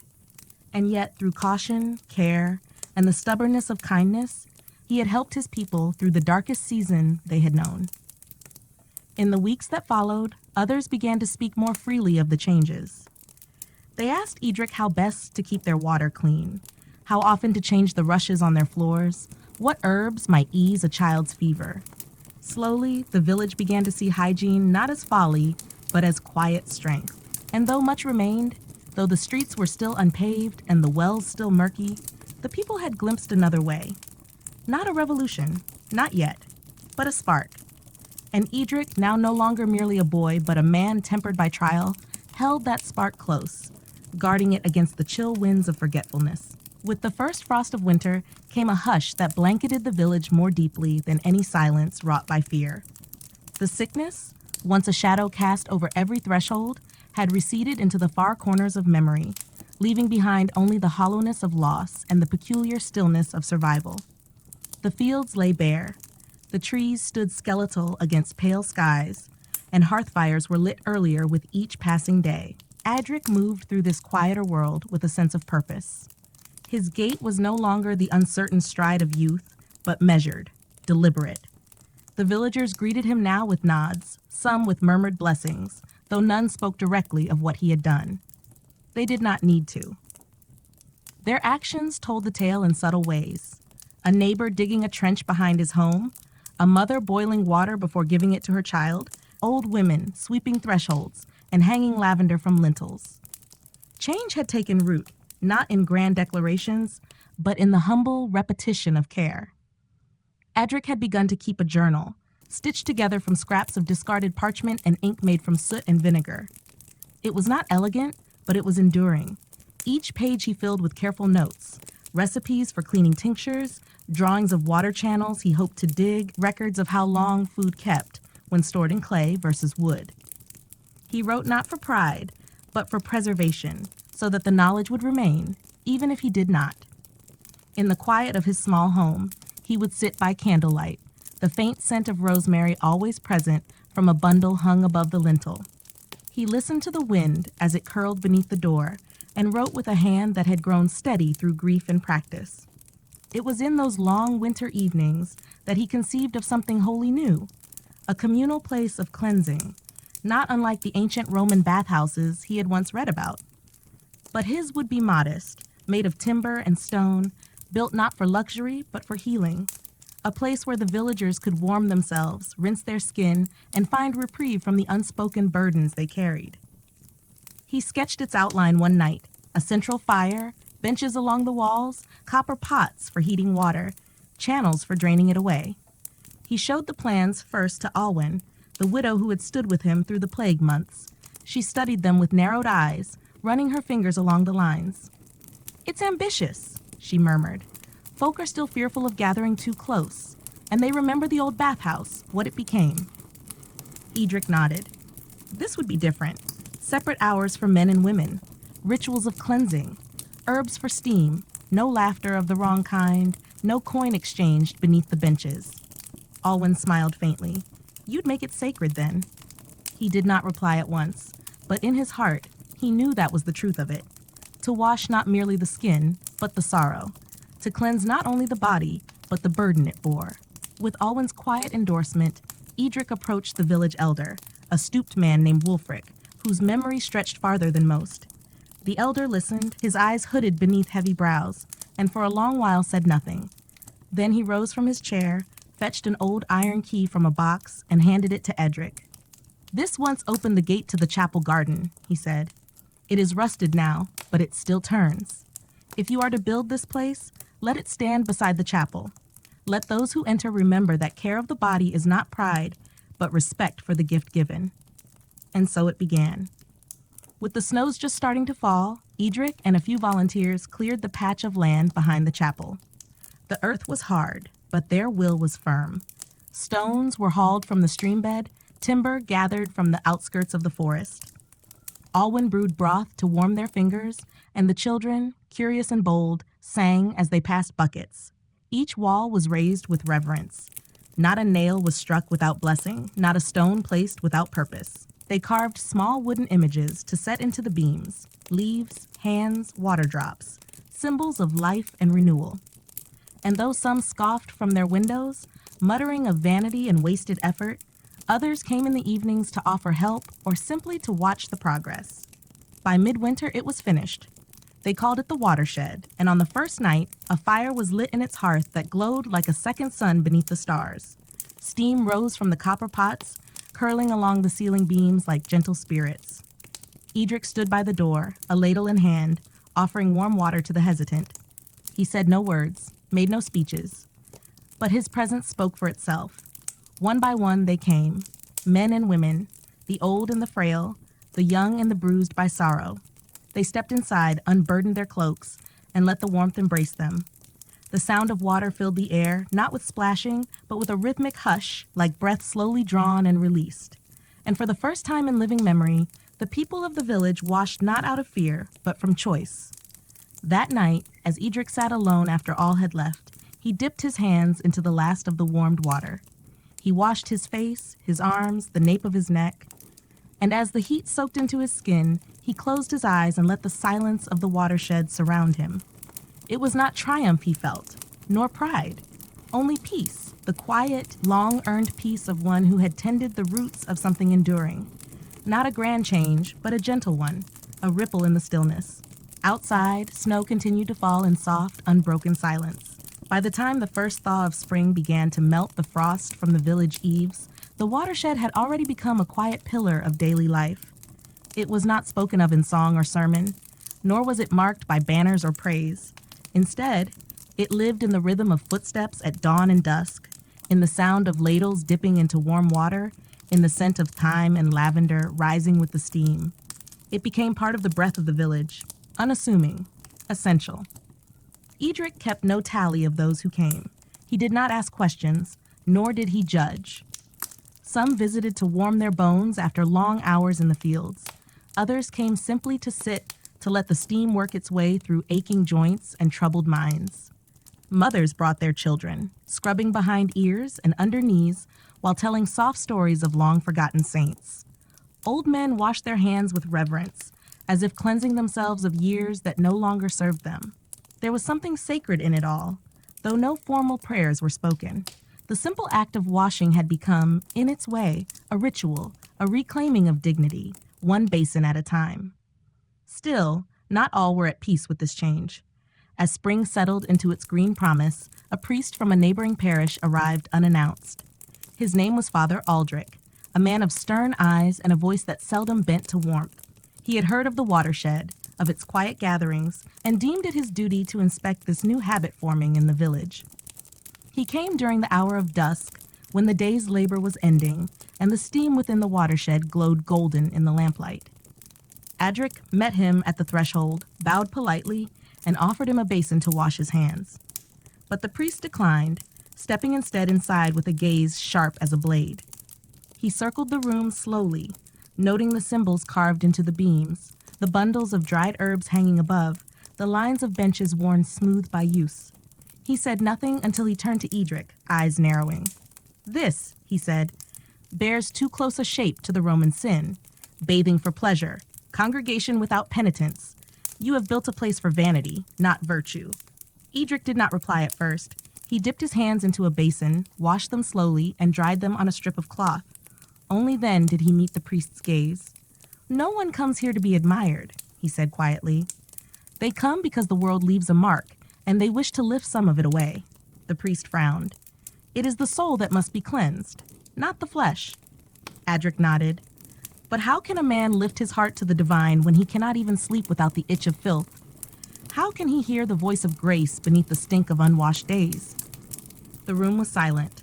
At last, Father Aldrich left without blessing or curse. He mounted his mule and rode into the dusk, his back stiff with disapproval. But he did not return, and no edict came to silence the watershed.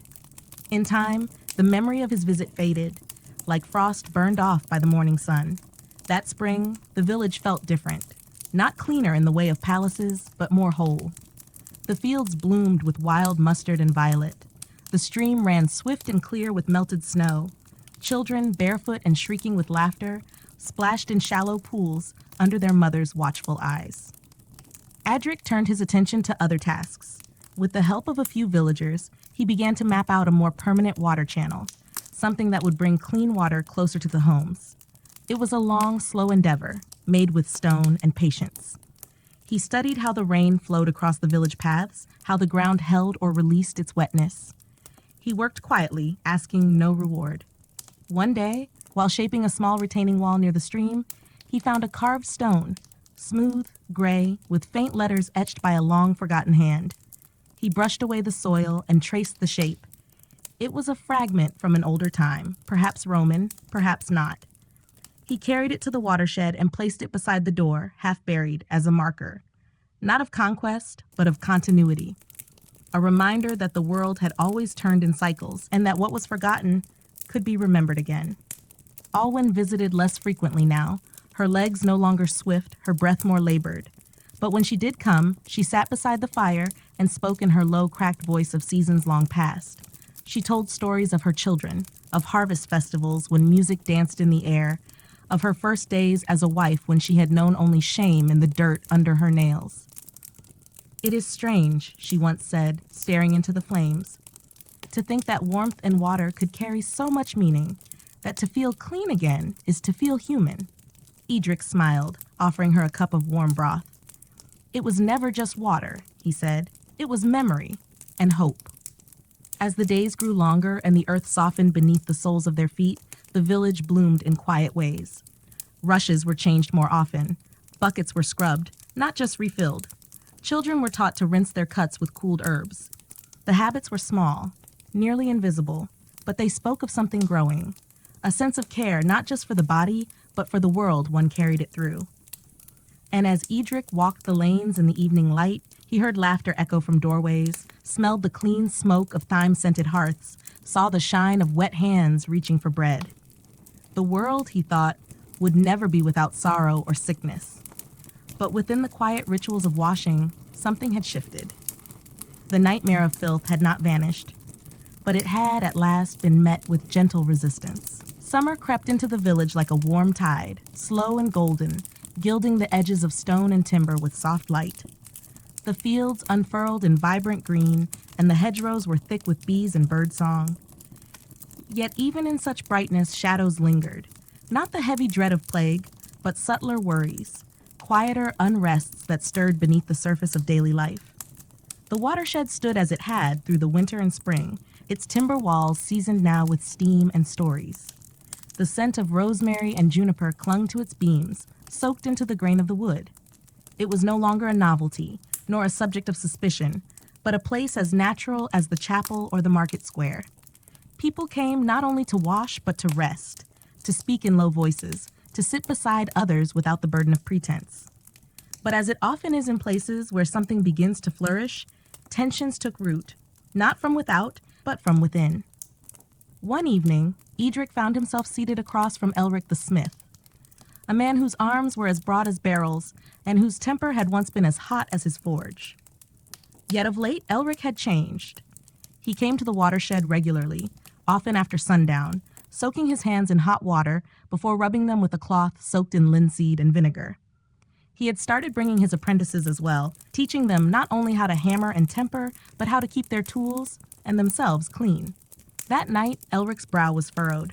"There's talk," he said, voice low. "Some say too many gather here, that the watershed's become a place of idleness, that were softening the folk. Edric did not reply at once. He watched the way steam rose from the basin between them, curling like a wisp of memory. At last, he said, "Since when did rest become a fault?" Elric grunted. "You know how they are. Some men measure worth in calluses alone. They don't trust what they can't break with their hands." "It was not softness that carried us through the sickness," Edric said gently. "It was care." Still, the murmurs spread, slow as creeping ivy. Some claimed that too many hours were lost to washing, that mothers neglected their spinning, that boys lingered too long over ladles and herbs instead of tending the fields. It was not hatred that drove these whispers, but a fear that change, however small, might untether them from the traditions that had held their world together for generations. And yet, even as doubt stirred, the truth of the watershed remained. The sick recovered more quickly now. Fewer children bore the rashes and sores that once seemed part of every season. The stench that once clung to the village in high summer was diminished, replaced by the faint, clean breath of herbs and water. In midsummer, a small fire broke out in the cottage of Ansel, the cobbler. It was swift and cruel, devouring one wall before it was smothered by neighbors wielding buckets.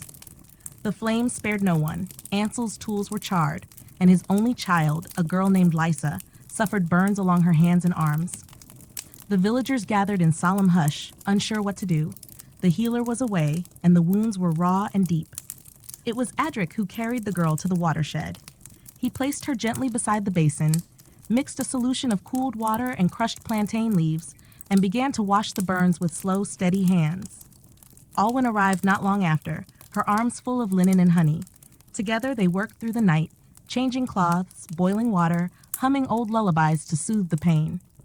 When morning came, Lysa still breathed, her eyes drowsy but clear. And with time, she healed, scarred, yes, but whole. That moment silenced many. Even the doubters found themselves unable to argue with what they had seen, a place where harm had been tended not with fear, but with quiet skill and dignity. The cobbler, once known for his short words and solitary ways, began to spend his evenings carving small wooden benches to replace those in the watershed that had begun to crack. Others followed his example, not with grand gestures, but with humble offerings. A widow donated a pot of honey each week to sweeten the herb pastes. A boy whose father had once scoffed at washing now fetched firewood every morning without fail. And slowly, the watershed became not only a place of cleansing, but a place of shared labor. Edric, ever watchful, never let the place fall into complacency. He introduced quiet rules, guidelines to ensure peace and privacy. He taught younger children to clean the basins after use, to hang cloths to dry in the morning sun.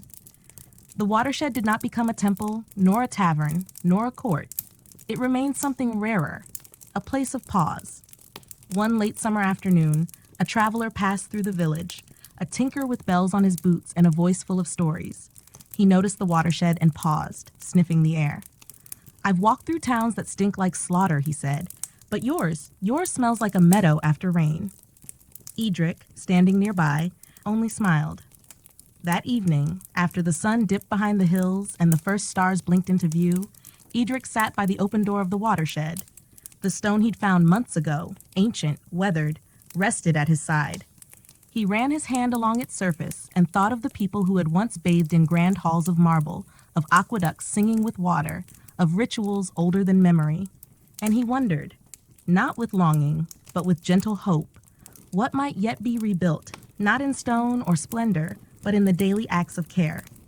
In the quiet that followed, with only the low bubbling of water and the song of night birds beyond the walls, he closed his eyes and breathed deeply.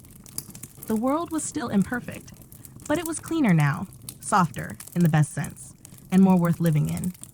The days began to shorten again, and the warmth of summer gave way to the crisp breath of early autumn. Leaves tinged with amber and rust danced along the village paths, and the scent of ripe apples and distant smoke marked the turn of the year. The harvest approached, and with it came the old anxieties, the fear of spoiled grain, of failing hands, of long winters and short stores. But now there was something else as well. A new kind of rhythm had taken hold, quiet but certain. The watershed was no longer just a structure of timber and stone. It had become an anchor. its presence stitched through daily life like a humble thread in a well-worn cloak. Before heading to the fields, laborers would stop by to rinse the night sweat from their brows. Children learned to scrub their palms after tending animals. Ailing elders came to ease their joints with heat and steam. And always, the room was filled with a low murmur, not of complaint, but of gentle conversation. But autumn, like all seasons, brought with it its own trials. A traveling party arrived at the village edge, traders from a distant town, drawn by rumors of a safe road and clean water. Their carts creaked under the weight of cloth, salt, and fine ceramic. The villagers, wary but hospitable, welcomed them. They had not forgotten the hunger that came with isolation, nor the lessons of pride undone by plague. Among the travelers was a woman named Isolde, cloaked in deep blue and bearing the marks of a learned life.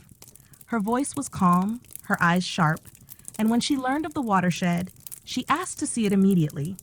She walked its perimeter, stepped inside, and remained silent as the steam coiled around her. She ran her hand along the carvings in the wood, dipped her fingers into the water, and said, "This is uncommon." Adric, who had come to expect quiet visitors, studied her from across the room. "It's built for those who need it," he said simply. Isolde turned to him. "You've made something that lives outside the rhythms of most villages. Most still fear the gathering of bodies. They mistake filth for humility." Edric gave a slight nod. Fear lingers longer than wisdom. They spoke for a long while after the watershed had emptied for the night. Isolde, it turned out, had studied at a monastic school in the east, where old knowledge was guarded behind locked shelves and rare ink. She had seen charts of forgotten aqueducts, read accounts of lost baths where steam and song once met in echoing chambers. She spoke of distant lands where people cleansed in flowing springs and smoked herbs to purify both breath and mind. When Edric shared the story of how the watershed had been born, of Marta and the plague, of the dirt that could not be outrun, Isolde listened without interruption. Only at the end did she say, "What you've built here may be small, but it's not ordinary. You've reminded people that to wash is not to sin, but to live." She stayed in the village 3 days, during which she copied some of Edric's notes into her own journal, sketched the layout of the building, and taught him a few methods of preparing herbs for better preservation.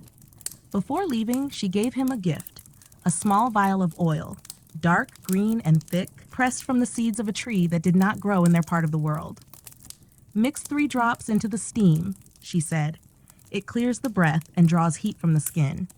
The monks guard it as treasure, but I trust you'll use it well." After her departure, something subtle shifted in Edric, not in pride, but in perspective. Until then, the watershed had felt like a village answer to a village problem. But now he began to see it as part of something larger, a thread woven back into the fabric of forgotten ways, a spark glimmering amid the ashes of ancient wisdom. He began to keep more detailed records, not just of water and herbs, but of patterns, how people changed over time, how often they came, what ailments lessened with certain habits.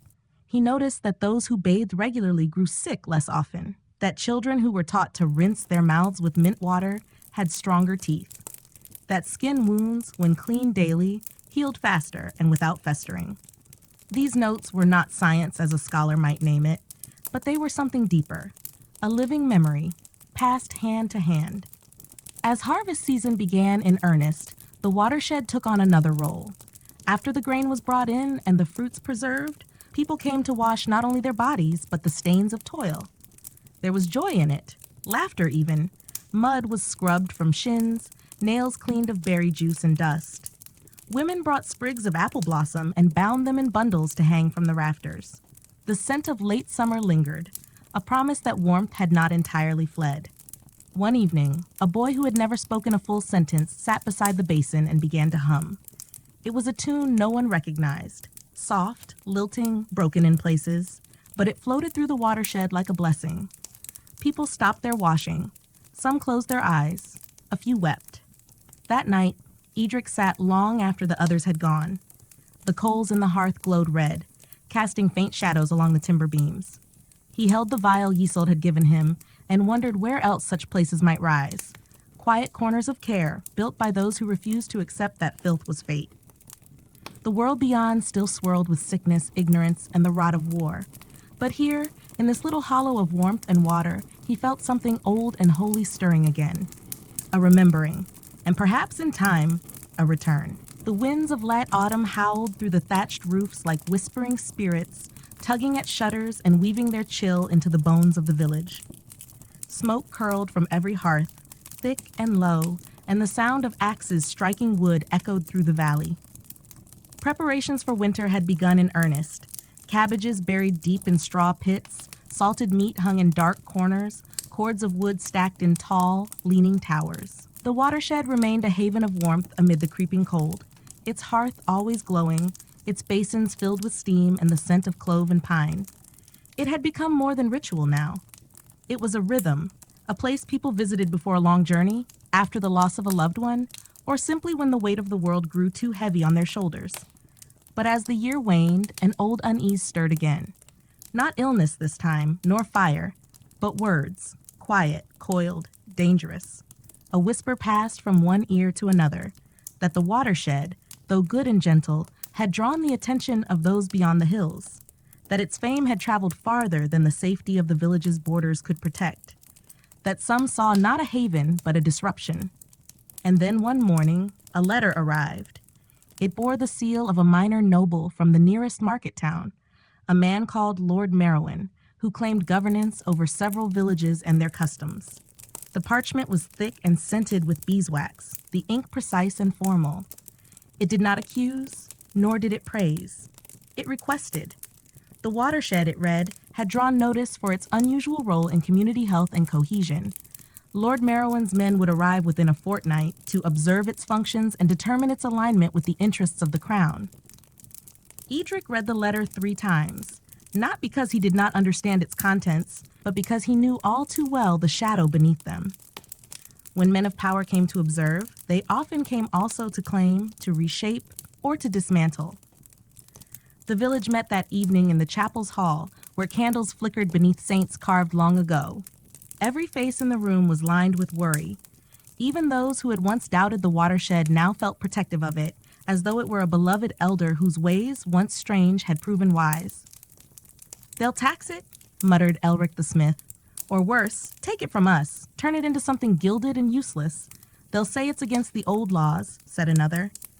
"That we should be penitent, not comfortable." Alwyn, though aged and quieter these days, stood and leaned on her cane. "Let them come," she said, voice steady. "Let them see what it is. If they still cannot understand, then the fault is in their hearts, not in this place." Edric remained silent until the murmuring faded. "I will welcome them," he said at last, "but not with pomp or fear. Let them see what we've made, and let that speak louder than any argument. This place was born of need, not rebellion." And so they waited. When the Lord's men arrived, they came not with swords drawn, but with scrolls and pens. 2 officials in fine woolen coats, escorted by a single rider bearing the sigil of Merowyn, a falcon clutching a sheaf of wheat. They were polite, inquisitive, and very precise. They measured the walls, counted the basins, inspected the herbs. They interviewed villagers with stern faces and nodded gravely at every answer. Edric answered their questions without pride or resistance. He explained the purpose of each design, the reasons behind the cleansing rituals, the benefits seen in the village since its founding.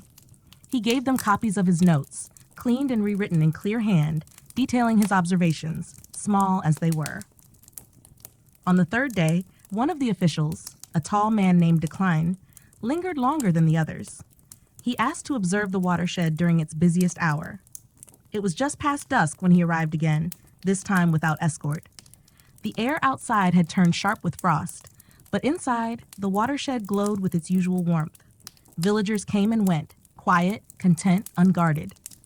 Declan stood in the corner, silent, watching as a grandmother helped her grandson rinse his face, as a pair of field hands soaked their feet and spoke in low voices of planting rye come spring. He watched as Alwyn handed out strips of cloth and reminded a girl to scrub her elbows. At last, he approached Edric. "This place," he said, "is more than it appears." Edric nodded. "That's often true of good things." Decline was quiet for a long while. Then he sighed and folded his arms. "Lord Merowyn will want a report that speaks to order and structure, but I will write also of what I saw here. dignity, usefulness, peace, there's little profit in that. But there is sense. Edric looked him in the eye. Sometimes sense is the rarest coin. That winter passed with an edge of uncertainty. Though no order came to close the watershed, neither did one come to bless it. It remained in a kind of pause, tolerated perhaps, but not embraced by the world beyond. But within the village, life continued. Children sang as they gathered rushes. Young couples came to wash before their wedding days. Old wounds, both of flesh and memory, were tended by hands gentler than before. And every evening, the watershed filled with that familiar sound, steam rising, water pouring, voices murmuring stories, sorrows, and small joys. Edric often stayed long after the last visitor had left. He would sit by the fading coals and listen to the silence. Sometimes he would dip his hands into the warm water and think of Marta, of the plague, of the first stone laid in the cold earth. And sometimes he would dream of villages yet untouched by cleanliness or care, of waters waiting to be warmed, of others who might one day build their own havens of dignity. The nightmare had not vanished, but it had been softened, reshaped into a quiet defiance. And in that defiance, a new kind of story had begun, one not of kings or battles, but of basins and hands, of warmth shared and the sacredness of being clean. The deep of winter settled over the village like a thick woolen shroud. Snow came early that year, blanketing rooftops and muffling every sound. The trees stood bare and brittle against the sky, and the brook that once sang beside the fields now slumbered beneath a crust of ice. Smoke rose steadily from every chimney, curling skyward in ribbons of gray, while indoors, fires crackled low and steady, a pulse against the cold.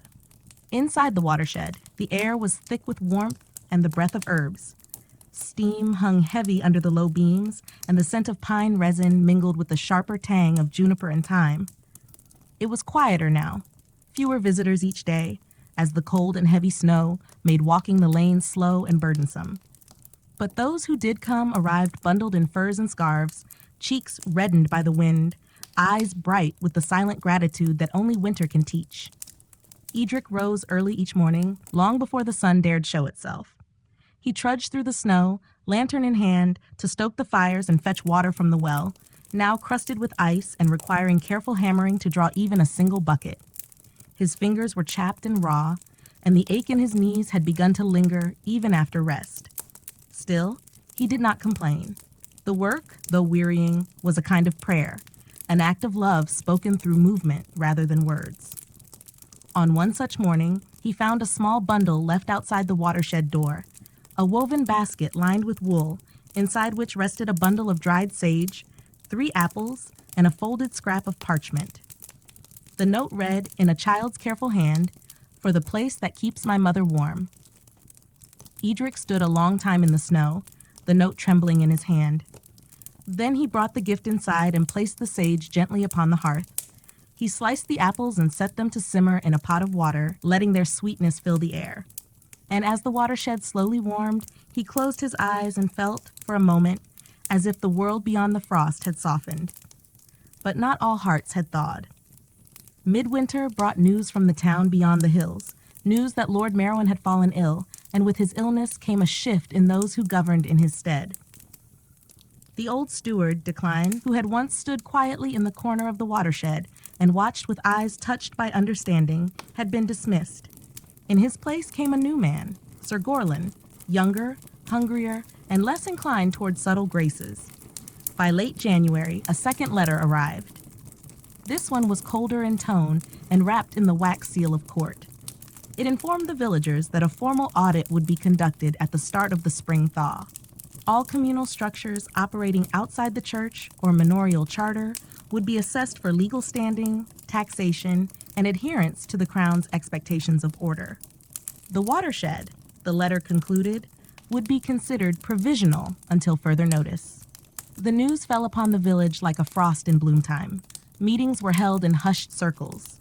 Some spoke of hiding the watershed's true use, of calling it a storehouse or a hospice. Others suggested closing it for a time to avoid drawing further attention. But Edric stood firm. "If they take it," he said quietly, "let them take what they can carry. But what it means, the habit, the kindness, the care, those things cannot be carted off like firewood." Still, He knew that meaning alone would not be enough to protect what they had built. That night, as the wind howled around the eaves and the snow pressed against the shutters, he sat by the fire and made a decision. He would not wait for spring. He would prepare, patiently, carefully, for what was to come. If there was to be an audit, he would give them not just structure, but testimony. Not just walls, but lives touched. Stories. Over the following weeks, he went from home to home, speaking with those who had used the watershed. He asked not for praise, but for memory.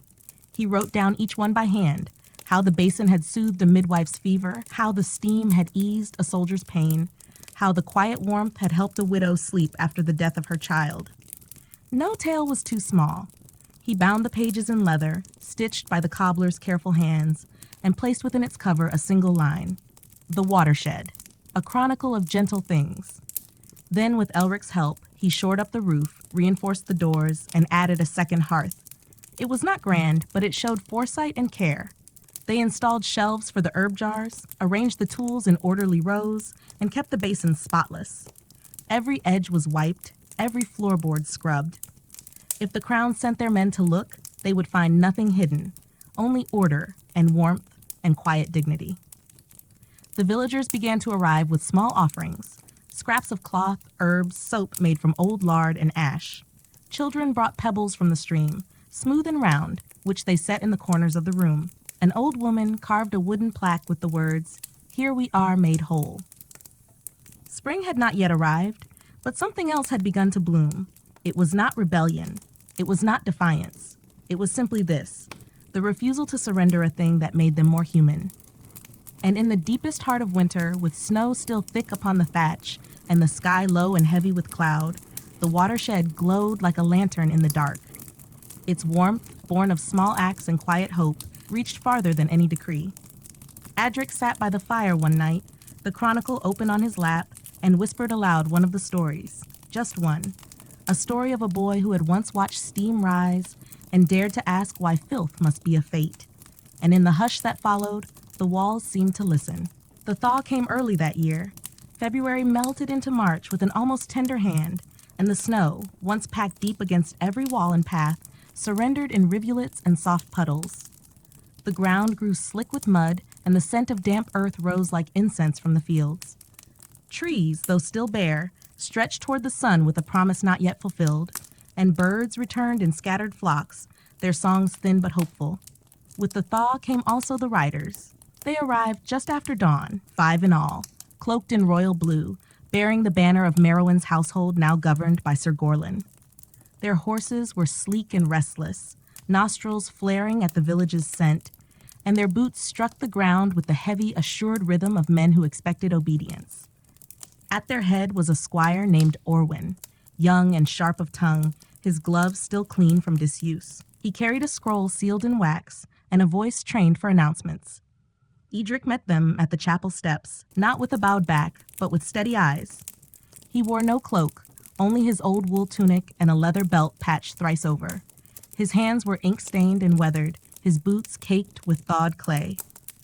Orwyn unfurled the scroll and read, "In the name of his lordship and under the authority of his grace, this structure known as the watershed shall be examined for the following: improper use, absence of manorial charter, deviation from ecclesiastical norms, and the unregulated gathering of persons. Failure to comply will result in censure, taxation, or demolition as deemed appropriate." The villagers, who had gathered in small knots behind Edric, listened in silence. No outcry, no protest, only stillness. "Very well," Edric said. "You are free to begin." They did so at once. The men moved through the watershed with their gloves on, poking at floorboards, lifting lids from herb jars, and sniffing the air with undisguised suspicion. They questioned everyone: Alwyn, who had come early to prepare the linens; Tom the cooper, who stopped by each day to rinse his hands after shaping barrels; even the children, who hesitated under the weight of their stares. But the place gave them no cause. Every jar was labeled, every basin clean, every act gentle. Orwyn, frustrated by the lack of fault, turned at last to the chronicle. He lifted it with a smirk and paged through it with a bored glance until he began to read. His expression shifted, subtly at first, then more deeply. He slowed, frowned, flipped back a page. He read aloud without realizing, My mother had no warmth left in her, but after the steam she smiled again, not wide, not long, just once. It was enough. He closed the book and held it tightly for a moment. Edric watched him, his own face unreadable. "You may keep it," he said softly. That night, the men left. No decree followed, no order of demolition, only a letter received a week later, stamped in lesser ink bearing no crest.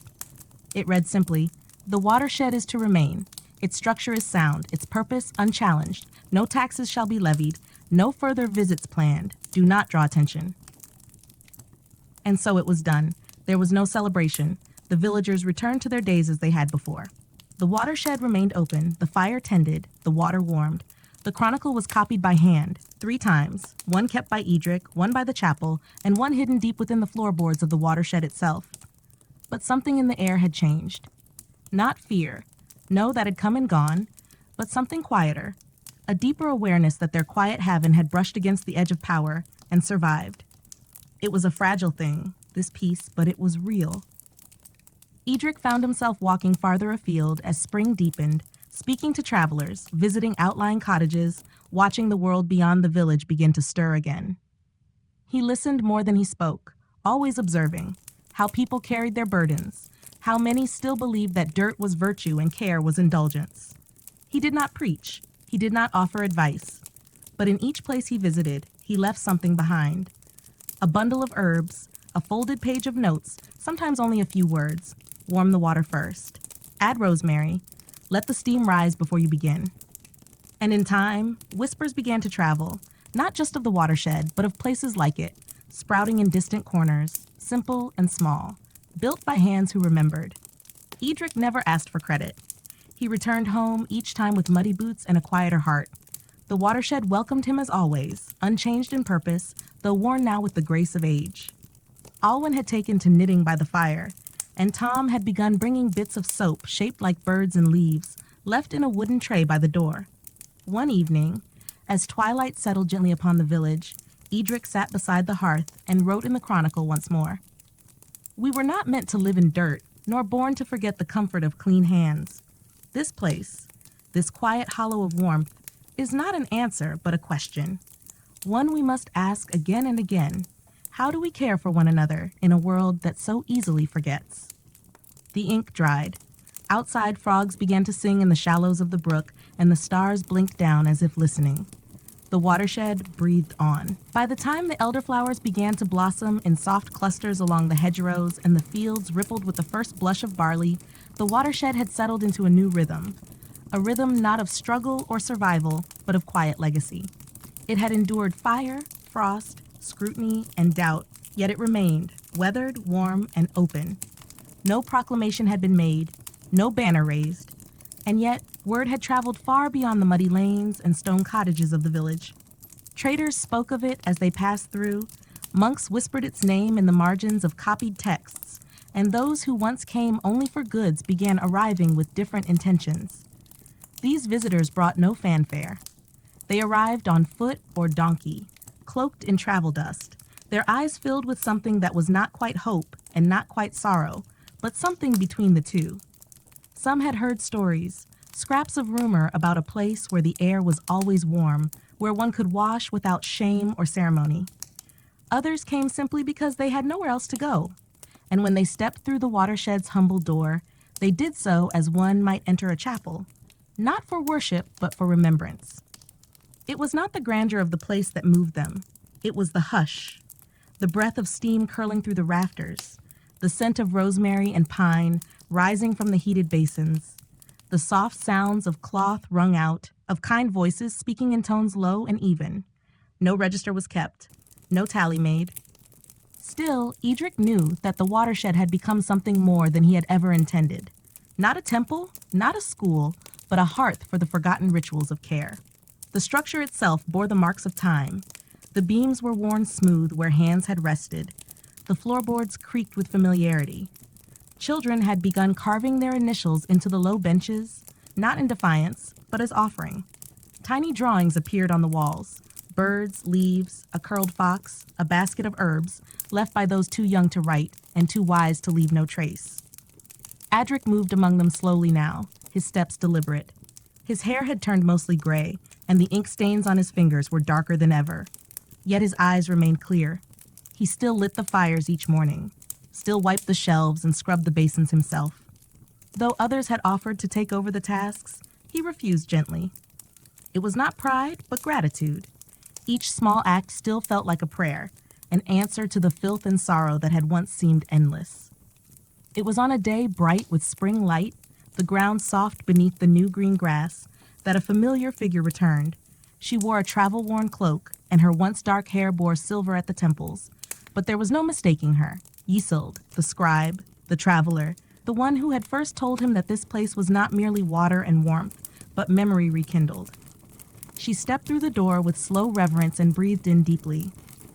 "I wondered if it would feel the same," she said. Edric smiled from where he sat by the hearth. "It feels different to each who enters. But yes, it's still the same." She looked around, at the carved walls, the shelves heavy with neatly labeled jars, the steam rising gently from the basins. Then she sat beside him and stretched her feet toward the fire. "I've been to 3 other villages where they've built their own," she said. "Not exactly like this, of course, but similar. Water warmed in copper pots, shared cloths, shared silence. One even recites a line before entering. 'Let no hand be shamed for seeking to be clean.'" Edric listened, eyes closed for a moment, his fingers steepled together. "You were right," she continued, her voice quiet. "You didn't just build a place. You remembered something the world had forgotten." Edric did not speak for a long time. The only sounds were the popping of the fire and the low trickle of water into a stone basin.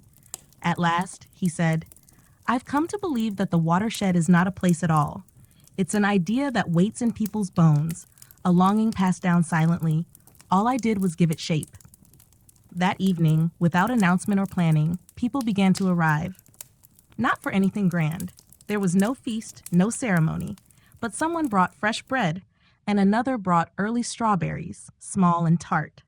A young girl sang a song her grandmother had taught her. Tom the Cooper told a joke so old it still made people laugh, simply because it was his. Alwyn, now bent with age and nearly blind, was led in by her daughter. She sat in her usual place by the fire and smiled as the room filled around her. "I remember when it was just a few of us," she whispered. "Now look." No one replied, but many looked at her and nodded. That night, Edric took out the chronicle for what he believed might be the last time. His hand shook slightly as he dipped the quill, but his lines were steady, his words clear. "The watershed has outgrown its walls. It lives now in other places, in other hands. It may one day be torn down, but it cannot be unmade. The world may forget again. That is its way. But so long as one soul remembers to warm the water, to steep the herbs, to wash without shame, then we have not failed." He let the ink dry and closed the book. Then he placed it on the shelf and banked the fire. Outside, a wind stirred the elderflowers, and the stars shone high above the thatched roofs. The watershed stood still, full of warmth and sleep and memory. And in the dark beyond the village, others, somewhere, were lighting fires of their own.